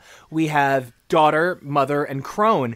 And if you can't imagine Helen Mirren with a machine gun when you imagine crone, I don't think you're thinking of the same sort of powerful women I am. Yeah, I think there's room for Letty to be all of those things and still be incredibly Letty. And I kind of, my first experience with Michelle Rodriguez, my first experience with the M-Rod was Resident Evil. I kind of can only associate her with Countless Death. That's fair. Yeah. Joe, what was your pick for clutch Letty moment? I think the clutch Letty moment was Gal's track, like her lap record, and everybody being impressed with it, because I could definitely have seen Letty doing that, right? Like, they're like, we need a precision driver, and everybody's like, okay, Letty gets a shot, and then she just crushes it, and they're all just like, oh. Like, not the, like, oogling afterwards, but, like, that part. And what about you, Joey? Joey, what was your clutchest Letty moment? I don't know if this is necessarily a Letty moment, but I think it's a Rico and Tego moment, but I do think that when they're giving, I don't know their names because their names change from movie to movie. It's either Leo and Santo or it's Rico and Tego. I don't know who is who, but they're giving each other shit about being a bad cook, and I feel like there's something about the love that Letty shows while also not being afraid to, like, give you shit for things that you suck at. I think is a very defining trait of probably a lot of Michelle Rodriguez characters, but also specifically Letty. I gotta beep boop the bop in real quick because that would definitely be what Kevo and I thought of as our R1 moment of the film. Ooh, what is R1? I'm using R1 to refer to Rogue One, where there's obviously a gay couple that you just can't say are gay, and then you tell yourself that they're not gay, and then I need you to look back on your life, and you need to think about the friendship you based that on, and you need to recontextualize those times you guys jacked off together, right? Because you were gay together! So now, what is fascinating, maybe it's just a different perspective, that we have for so long seen Rico and Tego as, like, brothers, maybe cousins, unclear what their dynamic is, but then how someone heteronormative recently, cis straight guy of you. I know, but this is what I'm saying. This is the point I'm getting at. Someone very recently said, no, I think they're actually a gay couple, and I was like, and Joe and I were both like, oh. What? Yeah, we were like, yeah, that makes sense. Down to he's like, yeah, you need to learn to cook better for me. Look at me. I would use my money to make you a better wife. It is literally the kind of banter that if it was Mia and Brian, it would be Mia saying, I would get Brian cooking lessons. Yeah? Like, it would be adorable. I always just read it, I mean, you know, that's my brain, but I always read it as they were like cousins that lived together. Right, just like two bros living in a house together. Back in the 1940s, that's exactly what they would have been. What distinguished bachelors they are. Exactly. Unfortunately, if you want this movie to make money overseas, that's kind of still what they have to be. And I'm not even saying it's necessarily the screenwriter's intention. It is sort of right there. We'll call that Shanghai erasure. So there is a character that is introduced in this movie. Joe and I have long posited could be gay. We will not go into further detail yet. I think I would like you both to develop your own perspectives on this. We're kind of possibly rebuked in a way, or is it Nico? Wrong. Yes. Is it Nico? Nico's the child, yes. Baby Nico's the big old gay. He's a big old queer mo with a car. Fast faggy. It's weird. He, like, ages super, super fast. Like, in the next movie, he's, like, 15. It's like, whoa, where'd that come from? Okay. All of a sudden, he's played by a very slutty Ezra Miller. Yep. I think those are 4 good Clutch Letty moments, though, in our new segment, the Clutch Letty moment, sponsored by... Letty moment. What's a Clutch? I think we've had a Clutch sponsor before. Give me a Clutch brand.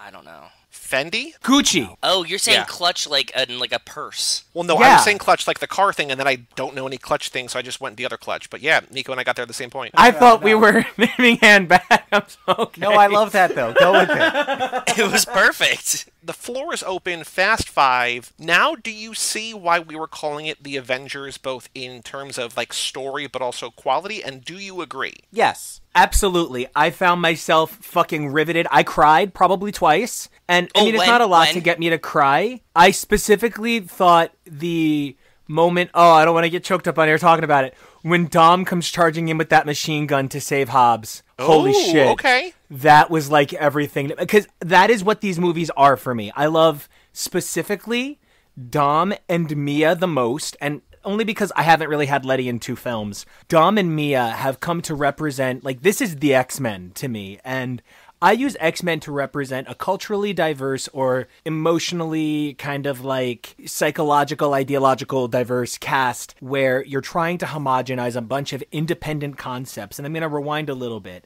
When they were creating the X-Men in the first place, it was just teens work make teens. By 1975, that didn't work anymore. Then editor-in-chief of Marvel, Len Wein, said, I need something that sells better on the international market because right now we don't have a lot of hits. X-Men has been in reprints for 5 years. Let's revitalize the brand with an international team. They used Sunfire, a Japanese mutant from X-Men. They used Banshee, another already existing Irish mutant from the X-Men, Moira Scott's, bad on me. The already existent Wolverine, a Canadian mutant from the pages of Incredible Hulk, and they, for the most part, cobbled together a number of existing characters and or tropes. You know, for that same factor, Nightcrawler represents Spider-Man. He can get from here to there really quickly. He has something he can swing on, and he likes to think himself equipping Errol Flynn that likes the ladies. You know, there's a balance to these things. And it's so how can you bring together these very disparate concepts and make them work together? That's what an X-Men cell is to me. It also sort of applies to Grant Morrison's The Invisibles. I think the best example of an Invisibles cell on TV ever is The Magicians. So in that same modus, right, where if we say things like that 4-person construct is an I Love Lucy, a Fantastic Four, a Will and Grace, a Golden Girls. A Seinfeld. A Seinfeld, right, truly. Then we need to take a step back and we need to say that sort of 5, 6 or more is kind of a little bit more in line with that X-Men paradigm, right? The paradigm doesn't translate all the way across. It's not you plug in A for 1, B for 2. It's not that kind of paradigm.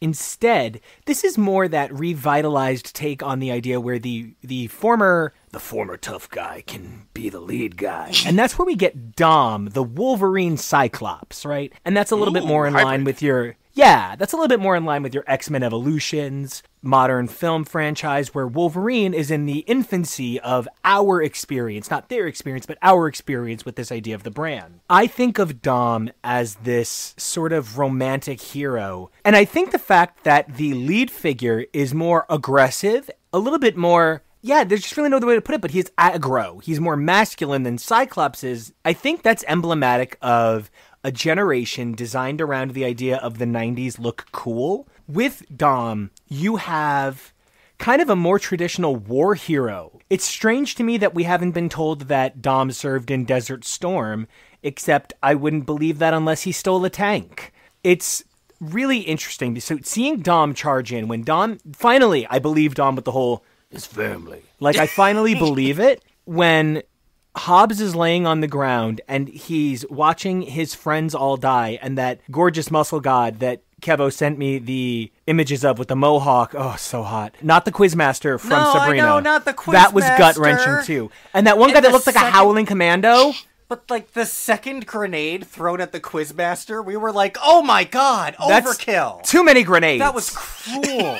On top of, already terrible murder. I guess when life hands you grenades, you make grenade-a-nade.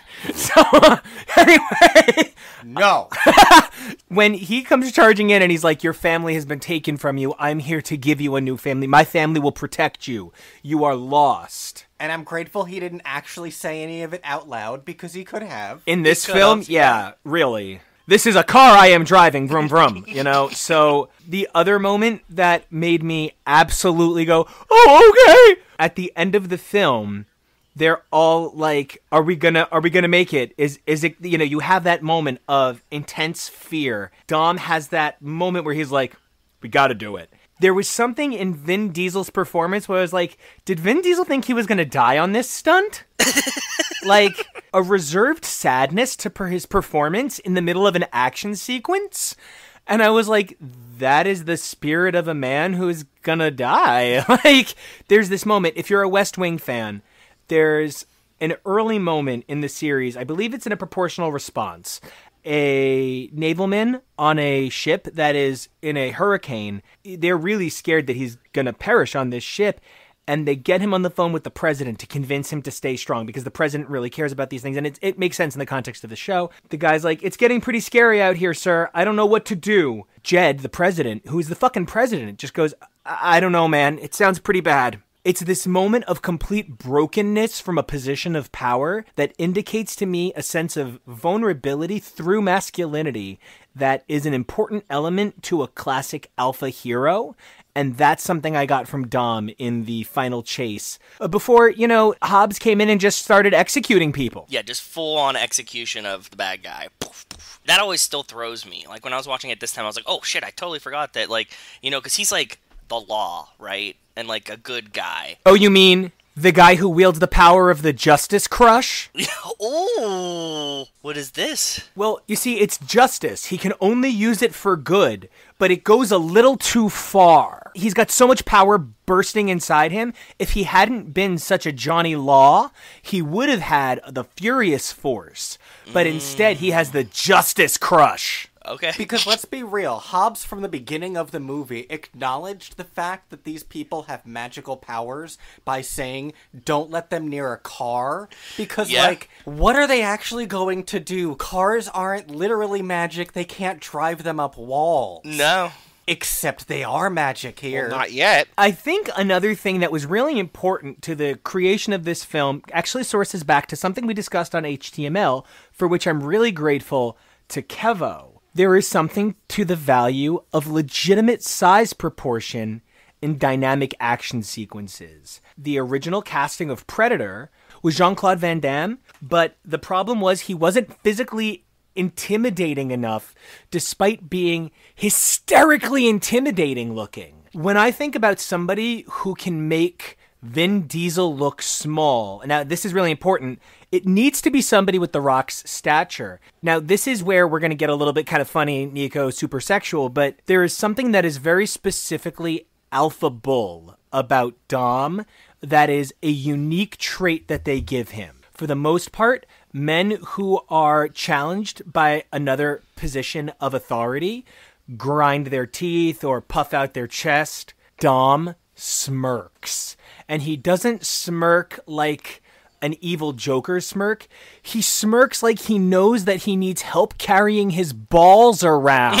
And so for it to be this guy who's actually big enough to make Dom look small, jacked enough to make him look reasonably fit, but not the muscle god that we all know he is, and then for him to be able to create that sense of contrast in strength by the presence of his cockiness, you know, that alpha dominance that makes this character unique. It's a unique balance that was very necessary to create these roles. It's something that this franchise could not have survived without. We'll see how this evolves. Bitch just physically evolves. Yes, you do need The Rock to be bigger in stature than Dom. He needs to be intimidating to him. He needs to pose a threat, because to this point, we've not really had a physical imposing threat. The first movie's threat was emotional, right? Yeah. The fourth movie with Dom is kind of personal, because Letty has died.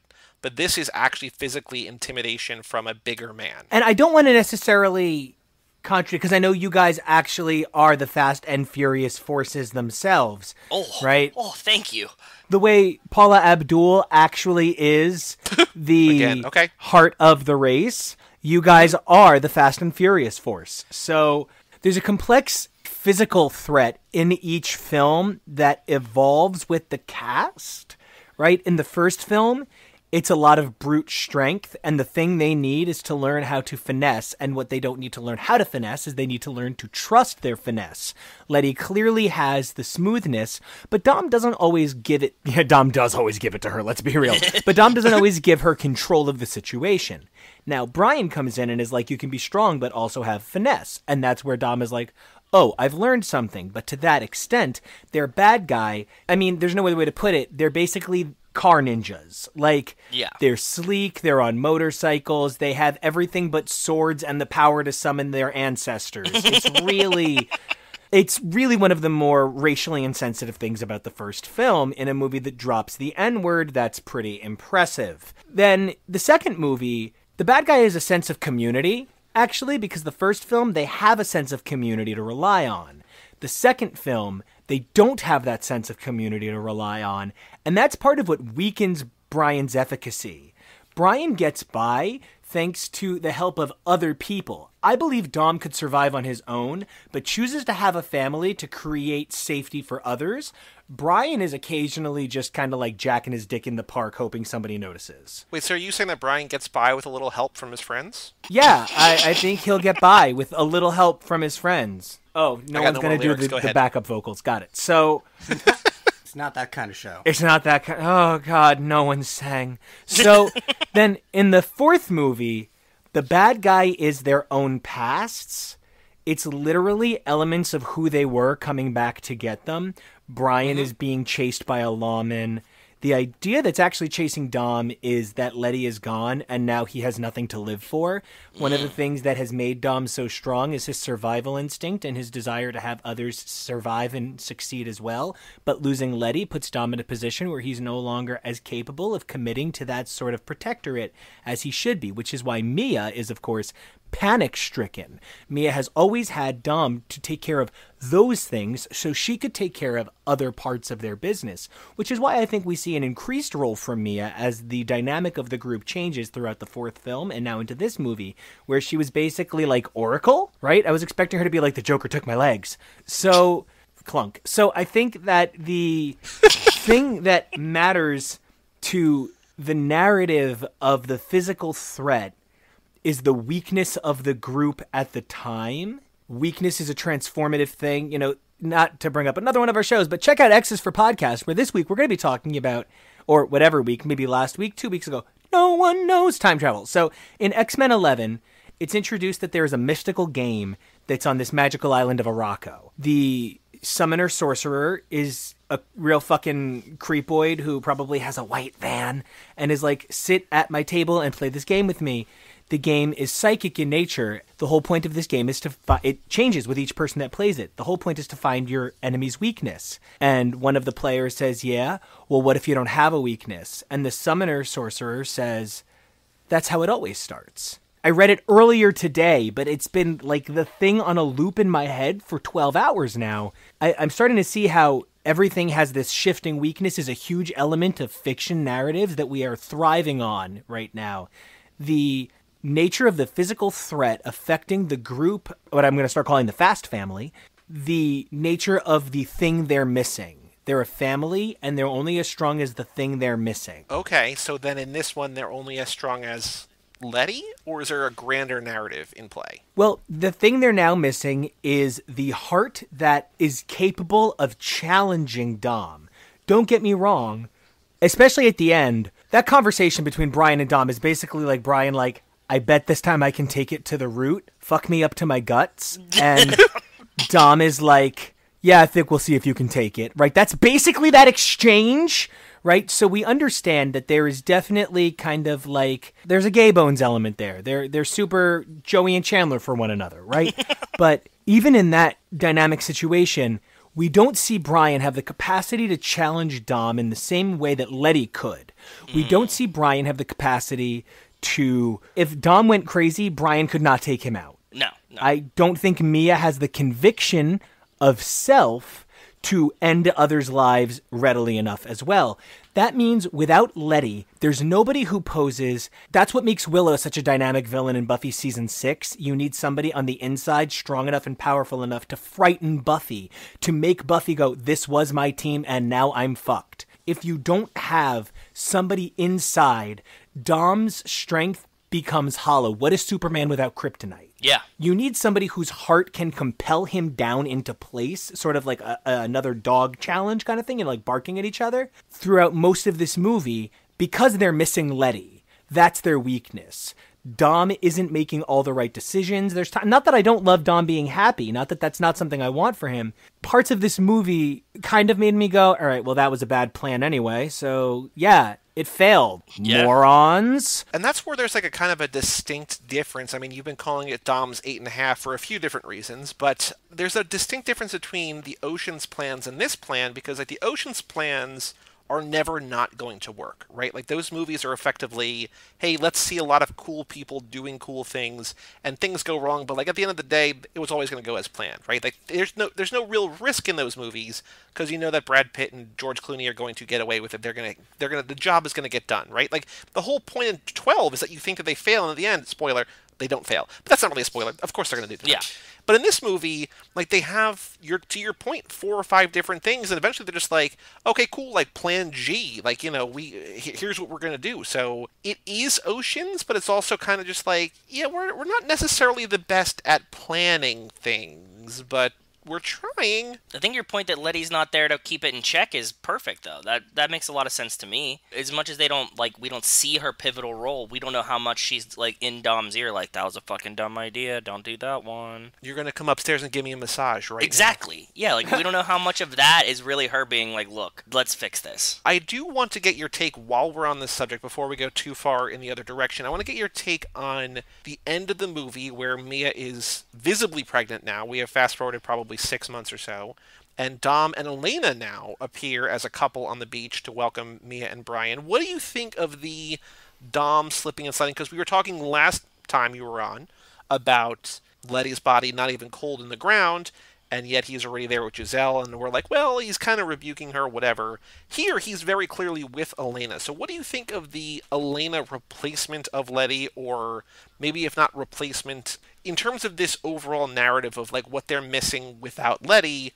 How does this factor into how you view this character in this family? I mean, I almost want to say who, because I feel like she's not even a full character. She's really, to me, more like a female prize for Dom for making it through the movie.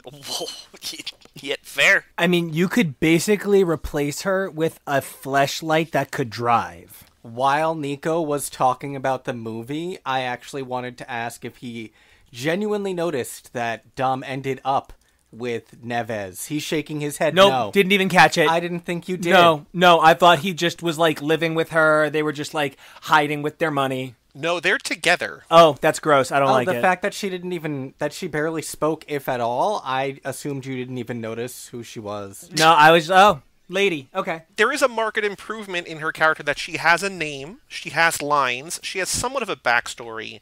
It's better than it's been. Yeah. It's maybe not good, but it's better than it's been. But I do want to point out, because there's no other place where this is going to fit in, but while we're talking about Elena, when Hobbs gives his fellow officer her file and is just like, I want her, the translator, I want Elena, I handpicked her, she's the one I want. I paused on the document, and it straight up makes no sense. So it's ostensibly a dossier about Elena, because they have her picture, paper clip to it. There's a paper on the right that's like Elena Neves, whatever. On the left, there's a paper behind the photo. But here's what it says. Alias unknown, and this is all in Portuguese, I translated it through Google. Alias unknown charges murder. What? Case disposition detained in Cadeia County, which is misspelled in the document. Residence Brazil, birth country Brazil. Nationality Caucasian, which keep that in mind, that'll come back later. Okay. Criminal specialty extortion, question marks. Age 30, okay. Birthday 11/7/62, which makes no sense. Or it maybe says 82, but that still makes no sense. Still no Unless sense. this is taking place in the past. Weight 110 pounds. That's fine. That's the one thing I don't have a problem with, really, except for maybe the Brazil stuff. Skin brown, even though they said above nationality Caucasian. Okay. Then there's a thing that translates to change it, which is blank. Then there's height 5'4", eyes dark, hair Oh my God. black, which is not true. Marks and scars, NA. Half of that is kind of Elena. Half of that is not Elena. Is it somebody else's dossier that her picture is in?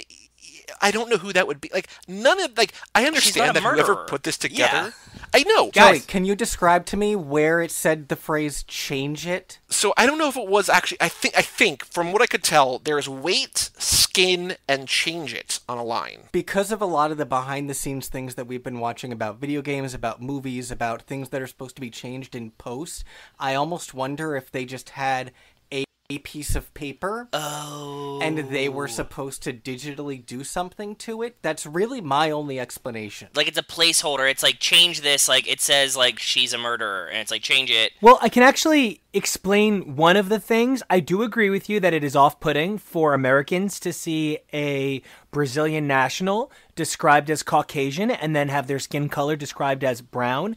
But something that we occasionally miss on this side of the world is that there is a great deal of attention paid to gradient of skin tone, and Brazil is one of the countries that unfortunately suffers from the most disharmony due to skin tone. There is a great difference between a white Brazilian, which includes lighter shades of tan, brown, and many colors in between, right? And then there is a very specific difference when you are a black Brazilian. It's actually something we've talked about on X's for Podcast. It's an element of the character Sunspot of the New Mutants.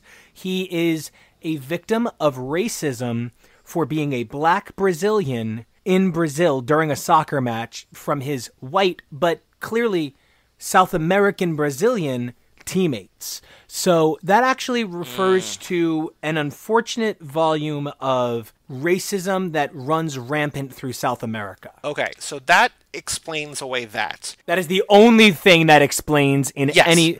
Unless it's like, oh, she's so hot, she just killed me with her hot. Damn, she's old. Look how hot she is for old. I'm dead. Which I don't know if you know. Do you either of you recognize that actress? I think Kevo said her name is Helga Pataki. Do you know who that is? Elsa. It's Elsa Pataki. Do you know who that is?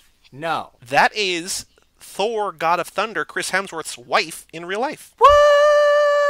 Yeah. Acts? I had no idea. Yeah, man. So I think to put a button on this, because this is a rabbit hole that has no answers, I think the best answer is that they did not expect or intend anyone to pause on this screen, and they just threw another piece of paper in there. But it is still wildly, it made me scratch my head.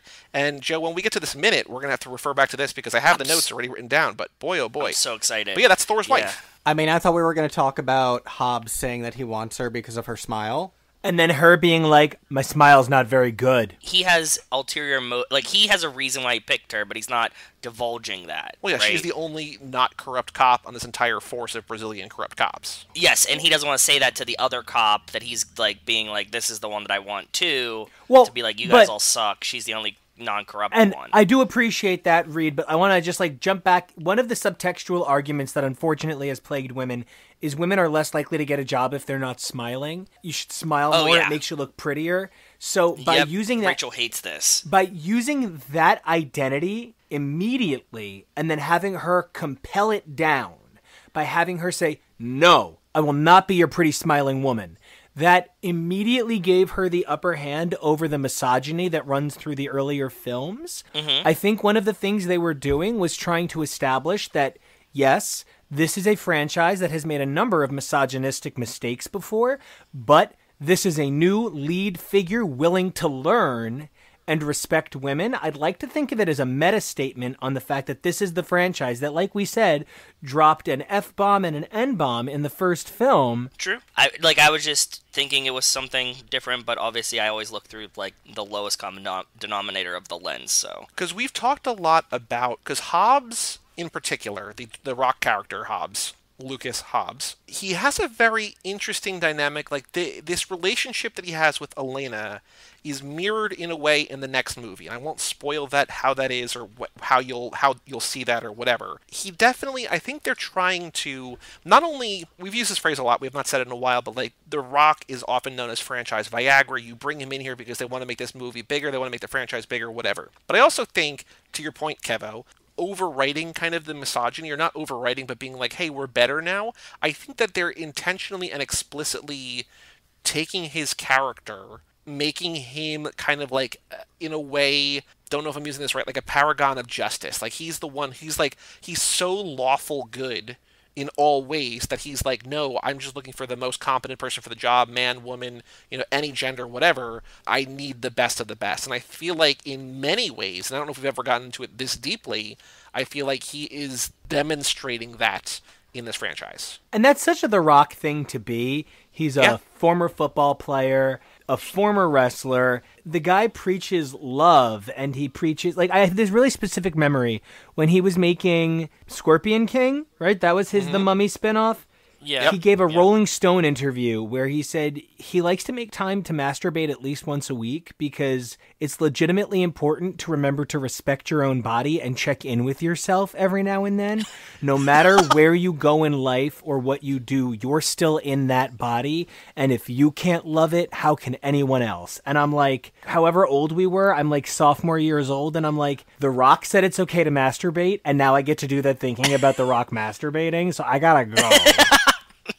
Do you think that that's also on his cheat day? I don't. just like a pile of cookies and just holding himself. I wouldn't. I would think spread so. it out. I would do them separate days. Yeah, and I mean, I got to imagine that The Rock is basically made of like, I don't think it's human growth hormone. I don't think he takes, I think he just injects himself.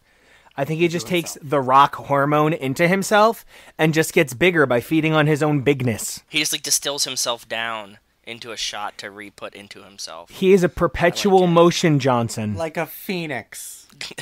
Precisely. Oh my god, Dwayne Johnson as the Phoenix. Guys, I just crashed on this spaceship into Jamaica Bay, and now I'm this lady on fire. Look at my green dress. Now, when we get to the end, because we were talking about the end, though, you see Monica Fuentes come back. That's her from 2. And, you start freaking out a little bit, and then they hit you with that last part.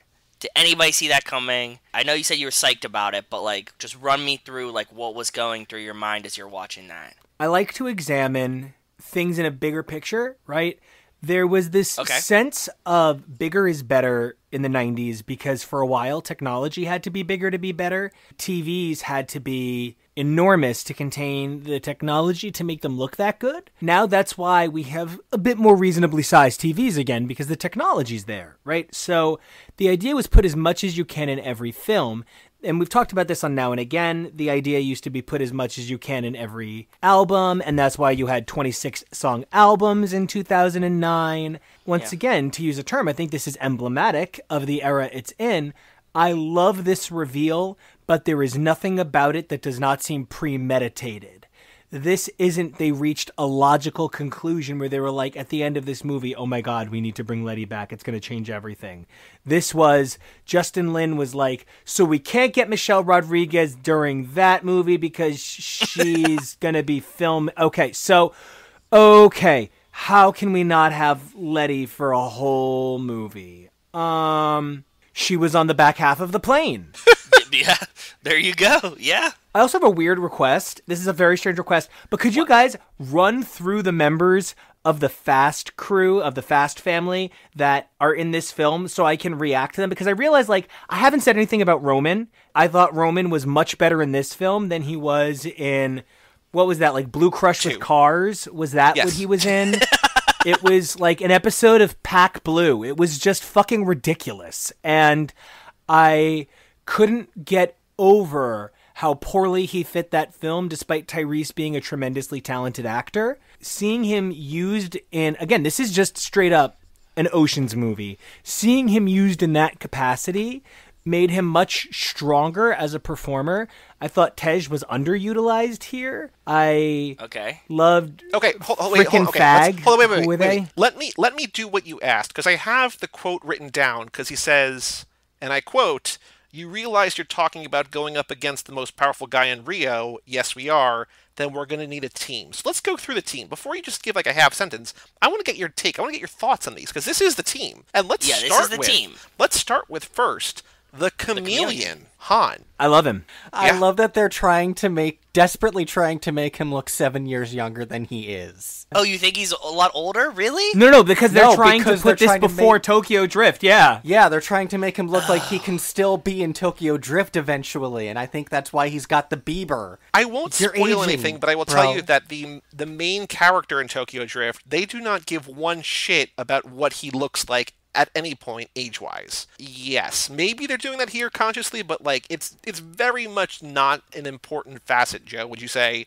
of Sean, who you will meet eventually. The age continuity of the main character of Tokyo Drift is all sorts of fucked. So while I appreciate that you think that they're being conscious here about trying to make it be like, hey, yeah, because they keep referencing, want to go to Tokyo? We'll get there eventually. They keep saying that kind of thing, knowing where we're going to wind up in both the past and the future, it's going to be laughable. And I don't mean to make fun of you because you haven't seen it yet, but the aging of Sean Boswell is one of the most egregious, oh, you guys didn't even try. We talk about it a lot. You didn't even try to do this right. Okay. But yes, okay, Han. Yeah. You had lots of names that you were calling him, Nico, in our Facebook chat, but you love Han. Kevin, what do you love Han too? Yeah. I love Han Solo. I love Han Duo. Oh, by the way, his name is Han Solo in this.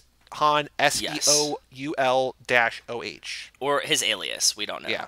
But yes. I am absolutely, that's like Corky Sherwood Forest. I don't want to talk to any of these people. Murphy Brown reference, come on! Then we have the fast talker, that is Roman. I thought Roman was used really well in this movie. It made up for the underutilization of such a usable presence. Tyrese fills a stage, so it doesn't really make sense to lightly brush him. I think you're right. He needs a bigger space, and they give him the freedom to be Roman in this one, right? Like, because all you have is your scope right now is 2. So, like, to bring him in and let him be Roman in the arena of having everyone else around, it works really well. I just put a napkin on his dashboard that says "Let Roman be Roman." Yeah. ROAMIN apostrophe. Kevin, why don't you give your opinions on Roman? I don't know what's happening. He's fine. I like him. He seems Then we like have a guy nice who's man. good with circuits, who is Tej. I think Tej is the most, like, relatable character in the entire thing. He's sort of like Ryan on The Office, where he's a little bit too real to be in this franchise. And I'm kind of like, oh, buddy. Tej is cooler than almost fits. He's so slick. I really enjoy That's the character. fair. Yeah, I agree with that. Like, yeah. It's hard to know what to say or what not to say to not spoil future movies, but I feel like while Tej has like a concrete role on the team now, even where the franchise goes, I feel like the importance of his personality kind of on the movie changes in a weird way. I feel like they kind of lose an idea of like what to do with him, which is a weird kind of thing, a weird kind of transition, sort of. Well, I'm excited to see him roll out this new sense of self. Then we need a couple guys, because, you know, as the explanation goes, to go along with those circuits, they're also going to have walls.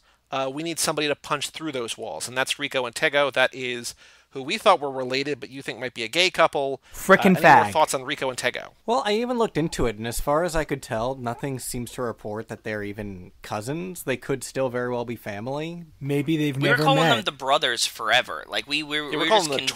twins, yeah. Yeah, no, I've seen that video from Bellamy before. Oh, so Bellamy is like gay Brazzers. Okay. Okay. What's European Brazzers? Ooh, is there a European Brazzers? Brazzers. Well, because, like, I think what you're saying is that Brazzers is like Falcon, but... Brazzers is men.com. Oh, let's be real. Men.com is all the gay porn. Anyway, so... Were you saying Falcon like Captain America Falcon? No. Like Different Falcon. Gay Falcon. Okay. Okay. Gay Falcon. Like, creators of the Falcon video pack. FVP. So, gay porn. So, I think, you should ask the next question. All right. Then we need somebody who's good with utilities and weapons, who is Giselle Gal Gadot. What terms did they leave things on with Giselle at the end of the last movie that they can call her for this kind of favor? Right. Like, I'm not complaining. I really love this found family dynamic that they've come to Yep. more and more. Fast and Furious number 4. Dom saves her life like twice, and then they meet on top of that mountain by Mexico, and she gives them a car. So they're on good terms. It does feel like she's not going to come back until they're like, hey, we can get Gal Gadot again, and so they bring her in. But it feels like they end on pretty amicable terms. I don't think it's crazy to think that she'll be back. It just feels like they're insanely close. Like, she's hugging Mia when they find out that she's pregnant, Yes. and I was like, Yes. are you two friends? Do you text? Do you think they're close enough that she's gonna ask her to be the Gadot mother? Get out. When I saw that hug, this is the first time I was like, oh, but Mia knows her, maybe. I mean, they I actually don't know if they met, but they were in the same movie, which is saying something. They were both at that sexy lamp store. The same lamp They store. were both at the same sexy lamp store. It was the two of them Yeah. and Bo Peep. And then we need 2 precision drivers, and you know we got those. And that's Dom and Brian. Yeah. I was hoping it was going to be Mia and Brian, and that Dom was going to have some, like, I'm going to stand on top of the cars and just rip stuff. But, like, then it wasn't. Yeah, because keep in mind, like, in all of these, like, they build the entire team, and Mia not mentioned. She's the only one not mentioned. Not even given a job. They weren't even like, we need somebody to make sandwiches at home. It's like, no, they didn't even like give her that. They just like don't mention her at all. Realistically, Which is they somehow were probably worse. keeping her off the board because she is pregnant, but that calls into question the bigger problems of making that Mia's story in this movie, because the only thing that you can give a woman of significance is bearing children. It's like True. they needed to come up with a reason to sideline her that would be legitimate enough after the end of the last movie where she was driving and helping break Dom off the train. Bus. I'm Yes. looking forward to the next film when she gives birth to the little baby Camry. I will. The little baby Chrysler. I will say that there are more questionable pregnancy-related things to come. I won't give more detail than that, but Yes. like the franchise is This is not our final pregnancy. overall that's for sure. inability Sure. to kind of handle or give pregnant women more of a characteristic than just, hey, she's pregnant. Like, this is not the final time that will happen. Also, the children, we don't see them. Not too much. But we'll get there when Like, we get there. For right now, they're just incubating them. What'd you think of Brian in this movie? Oh, you mean Charming McSteroids? That was not Brian. I don't know who that was, but Paul Walker doubled in size. He got bigger. I didn't notice. Oh, he got Okay. much bigger and got real sexy hair, then kind of That I stood noticed, around like a yeah. sexy lamppost. He might have been the first. Brian? Yeah, he was just sort of a. Yeah, he was just kind of there. He didn't really do much to contribute to the plot. This was Dom's movie for sure. That's a really interesting point that I hadn't thought of. Brian is the passenger in this film. Bam, I did it. Good night. It's a question that we've had, like, whose franchise is this? Whose story is this? Because I do think that the audience, like, especially after Paul dies, it is firmly Vin's franchise. But I think, for the most part, we're supposed to be seeing this through Brian's eyes, living it in his shoes. Kind of follow him. But this definitely feels like, and like we talked about it last episode, Dom is a big Dungeons and Dragons fan. He always talks that he approaches the movies kind of like that. And this feels like the first one where he like levels everyone up. He's growing their characters. He's building a team to go into battle together. So this feels like the first one that he really took like some control and was like, this is where we're going with the story. He's going the distance. He's going for speed. For speed. Oh, wow. Yeah. For speed. Yeah. I think that's basically... Oh, I guess we should talk about... I mean, we talked about Hobbs, but he is really the only other kind of main character, right? Like, what do you think of The Rock? But he is now a major part of this franchise, as I'm sure you gather, even if you don't know what's coming. You know, like, you don't add a Dwayne The Rock Johnson to your movie and then have him go away. So what did you think of him, his character, his personality, any of that? I thought he was a really stoic character that had some really choice moments. I liked a lot of what he brought to the table, but he is basically big male Letty. Yeah? That's Just- a good point. I never thought about that. With badge Big instead male of Letty. vag. Like, it's just a little trade-off. Yeah. We've talked before about how Roman evolves, and a handful of characters evolve, but I feel like no one really evolves more in the franchise than Hobbs. Between 5 and when he gets his own spin-off movie, he is not a wildly different character, but he is much more layered and complex, and maybe not actually a complex character, but there's a lot more going on with him than there is in this movie. As long as you kind of like the foundation of what they're laying for him, I think that you will enjoy the journey that we go on with Luke Hobbs. Yeah, he's I fun. think so too. And I'm really excited to meet problematic, sexy McBaldshaw. I really am very also attracted to him. These movies are just so full of hot big dudes. Like, They really are. it's just like a giant Calvin Klein underwear model off. Like, I'm just surprised that Mark Wahlberg hasn't shown up to like drop trow. Like, We tried. Yeah, Marky Mark was somebody that I wanted to add, and I had some theories on how we could add him in. I don't think we talked about this, but do you know that they originally wanted Timothy Olyphant in the Dom role? that's really hot, but I don't like it. Like, I love Timothy Olyphant, but give him a different car movie. Well, he had Gone in 60 Seconds, and I think which is why they wanted him. I mean, he's not the star of it, but he's the main cop in that. And I think I'm that's going to say that why- again. Give him a different car movie. Ooh, give him Passenger 57, Where Are You? He could do that, but I mean, I do like his trajectory of just like being the lead of kind of like criminally underrated or criminally underseen shows, like Justified should be seen by more people. Santa Clarita Diet. Loved it. Everybody loves that show. Yeah. Yo, Better Off Ted is one of the most perfect sitcoms ever made. So if you love Santa Clarita Diet,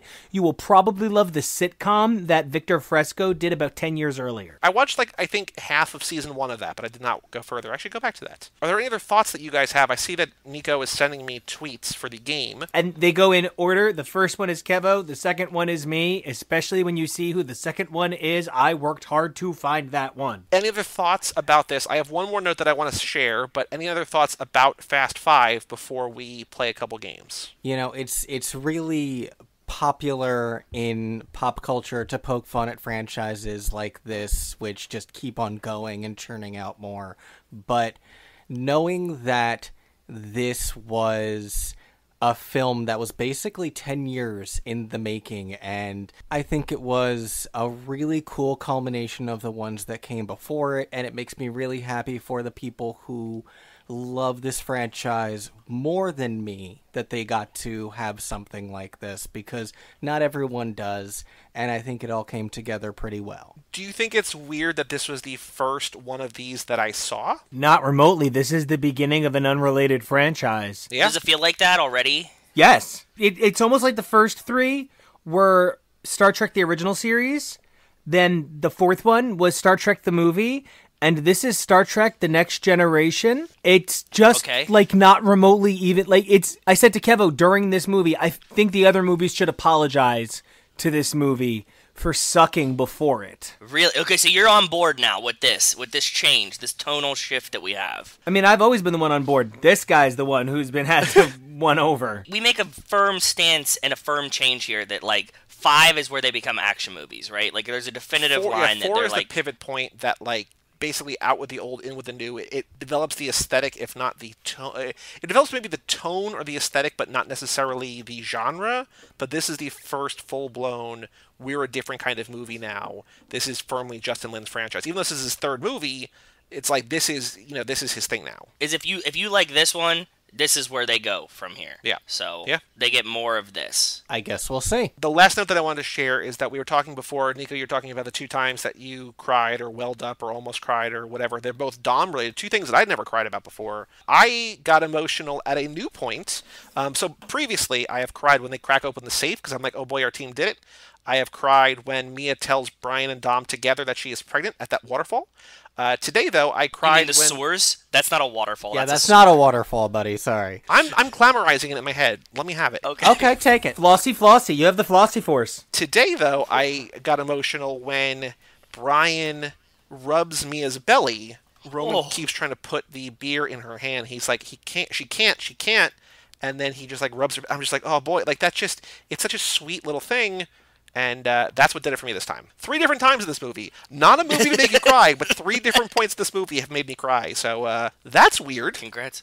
I welled up this time. I welled up near the end. I got a little emotional very near the end, and I was like, oh, Yeah. I was feeling it today for sure. I was with you. It's quarantine emotional viral. It's like you just like the more you can't leave the house, the more you're just like, and I understand outside now. Yeah, basically, I pretty much. Yeah. Incubating my own feelings, right? Kevo, any other thoughts, or do you want to play a couple games? I mean, I know that you hate games, but do you want to move on to the next segment? Go for it. First up, this ain't no 10-second race, a.k.a. Boy Do We have a podcast for you. So Joe's wife, Rachel, has been playing this game with lots of people on Twitter. She's been having wild success. Dude. Did she find one? Does she want to find one now, or does she want to send one now? Or because we were saying that she should play along with us. We said that, but I mean, she's cool with just doing it. I mean, Okay. I'm just going to call her the ultimate winner in my eyes. That's just what I have to deal with, so. Okay, Yeah. I appreciate that. So let us review last episode's tweets before I find one and read Kevo's and Nico's, and Joe, you send me one. But first up, I found Grant Parker at Grant P Design, who put out a 3-tweet thread about I have officially seen every bit of canonical Fast and Furious content. Here it is in chronological order. Boy, do we have a podcast for you. That's for you. And he liked it. I get 1 point. Congratulations. Wow. Thank you so much. Joe, I'm up to 23.5. I'm only 1.5 behind you, so I'm inching up. Okay. Don't tell me you're going to let me win because your sister, who I'm in a relationship with, is pregnant and we're doing $1 million quarter mile. This metaphor got very messy very fast. Joe, you found Ashley Lynch says Black Lives Matter at Ashley Lynch. I'm not saying Endgame should have a Thanos musical number, but come on, boy, do we have a podcast for you. For you. Nothing. Nico, you found 3 different tweets. You sent one for yourself, one for Kevo, and one for, I wrote down both/neither. First up, you found Kale Smith in Movies We Grow is now live at Movie Kale on Twitter, who did a whole thing about Hobbs and Shaw, and then did a tweet, justice for Giselle, justice for Letty, justice for Mia, on top of justice for Han. Boy, do we have a podcast for you. For you. And Kale Smith liked the tweet. Nico, you get a point. There you go. Have I scored every week between this and the car game now? Probably. It sounds like it. If yeah. you're counting Reminds me of Guardians- high school. yes. What? You're up to 19 points in this game, though, Kevo. You are, or Nico, you Holy are. fuck, that's a ton, actually. Yeah, you are in third place, firmly in third place, even more in third place than you were. But okay. Then Kevo found Molly Kenny at Molly_Kules. Letty gets an off-screen death in hashtag Fast and Furious 4. She deserves better. Hashtag Justice for Letty. Boy, do we have a podcast for you. For you. Nothing. And then the other tweet, the third tweet, was Dana at Mundana.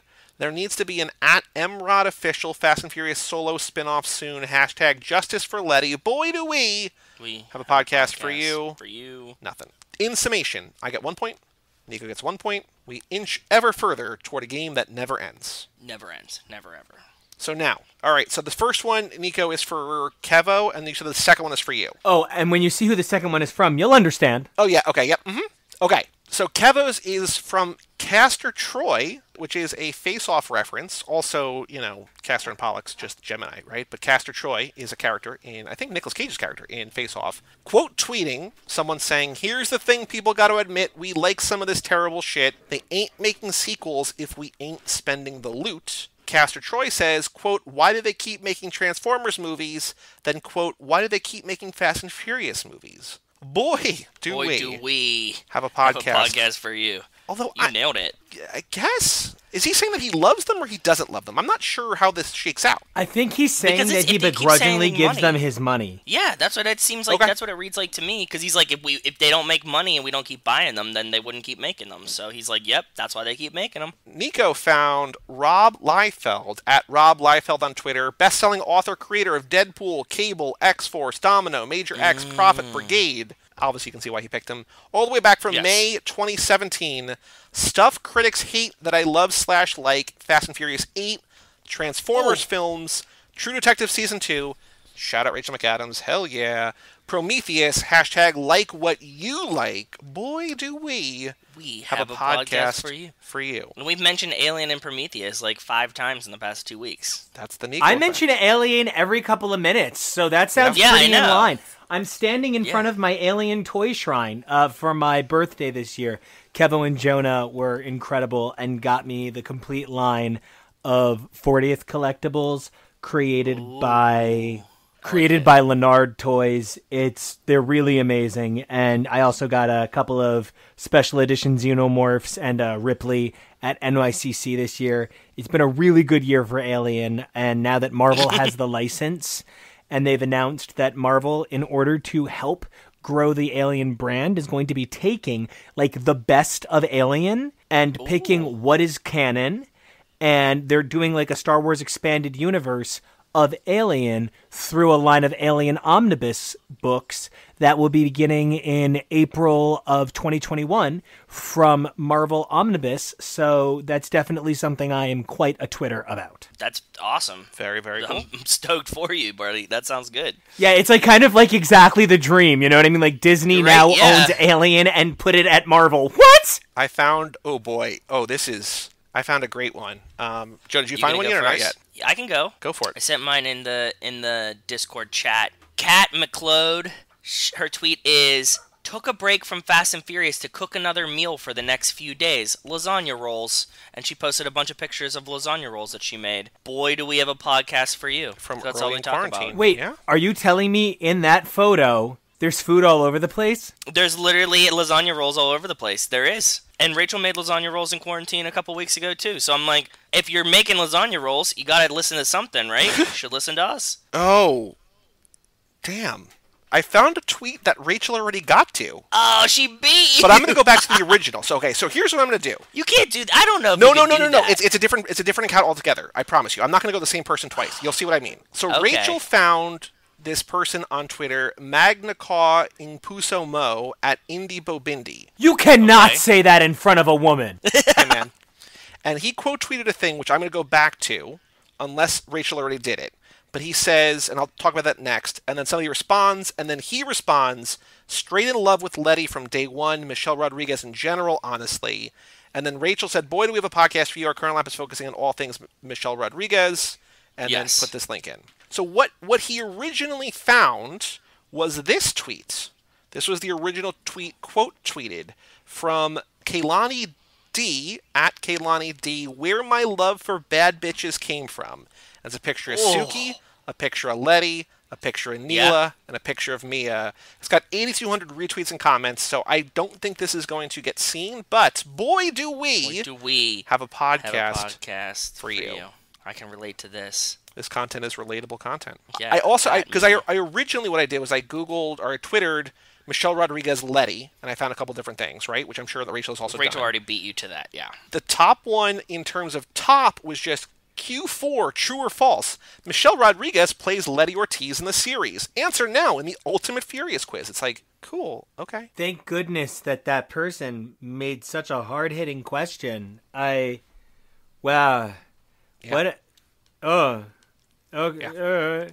Did you know that the X-Men are fictional? What? Final game we have to play is Dude, What's My Car? You guys have been playing along with Joe, guessing each time. Nico, you co-lead I need it last Nico time. on my team at this point. You need Yeah, Nico. no, Okay. that's my bro. Thank you. This is my, I'm ride or die. Remember? I don't mean to do this too on your own show, but this man's my Letty, and I That's gotta, perfect. I gotta be Dom, bro. No offense. It's okay. No, none taken. You're fine, bro. Okay. So I'm going to go to... I don't think we've done the Hector one in a little while. I'm going to go to Hector from June 18th, subject line, magazine car pick. So Hector Okay. says, hey, Joey's, here's another car pick for y'all. I like Okay. reading car magazines like Super Street because it shows different people in different places sharing the same love for cars. This Yep. car here was built by the owner, I'm not going to say the name just in case you know it, to cope with the loss of his adopted parents. Okay. This car is the result. It's one of the nicest looking examples of this car, especially when younger kids are getting their grubby hands on them. Gotta go, stay Ooh. fast, stay furious. That's a little hint. Okay. So, okay. Okay. This magazine is from... Oh, there's no date. Why? Hold on. Maybe I gotta open this up. Hold on. Oh, he sends a lot of pictures. Okay. Shout out Hector for all this information. By the way, the Gmail autocomplete or auto replies for this are very nice, love it, and very cool. So Gmail's a fan of these. Yeah, awesome. Okay. Hold on. So this magazine, for reference, is from January 2020. It's a new one. Okay. Yeah.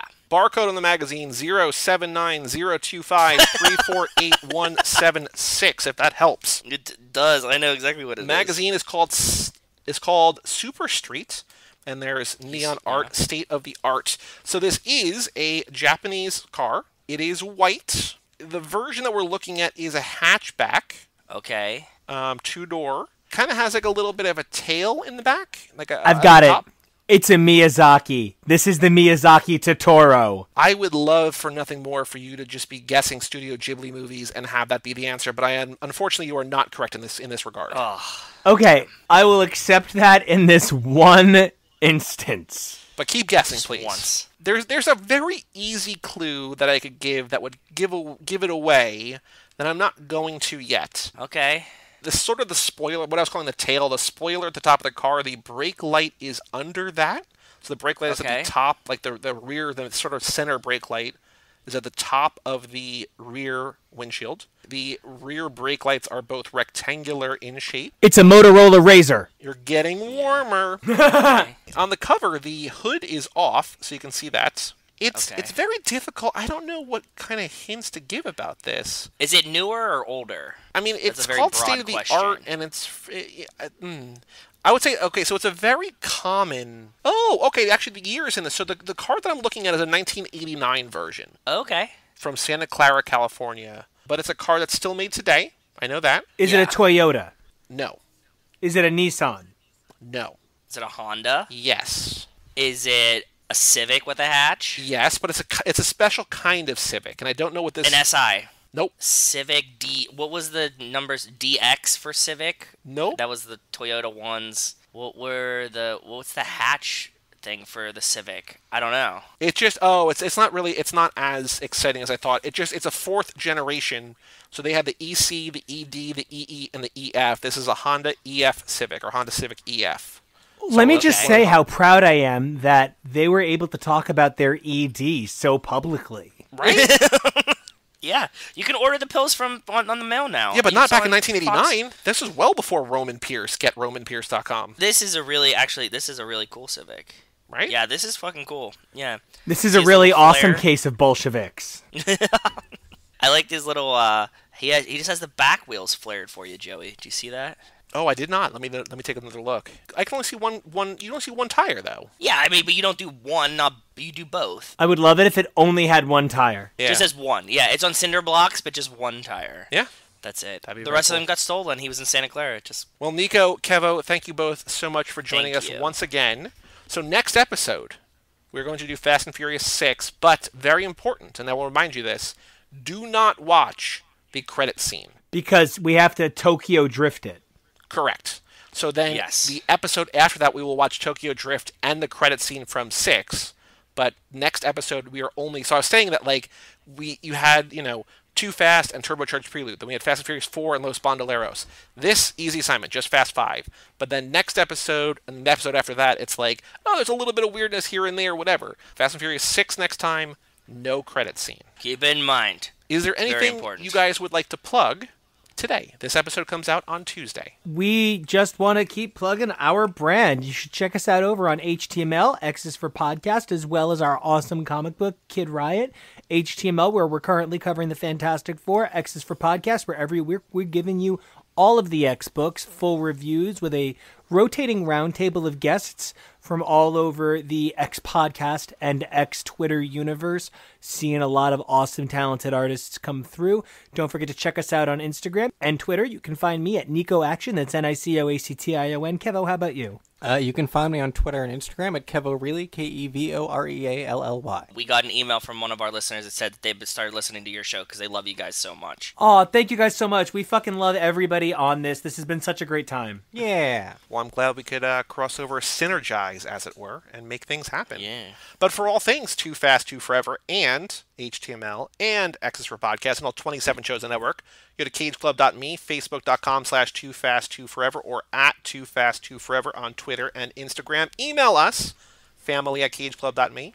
Check out our Patreon page at toofast2forever.com. Get exclusive access to things, swag and merchandise, and pick movies for us to watch and talk about on the show. Come back next time for Girl Fight, the Karin Kusama movie from 2000 starring Ms. Michelle Rodriguez. I'm Joey Lewandowski. I'm Joe too. That was Nico Basillo and Kevo Reese of Husbands Talking More or Less, and we'll tell you all about it. We see you again.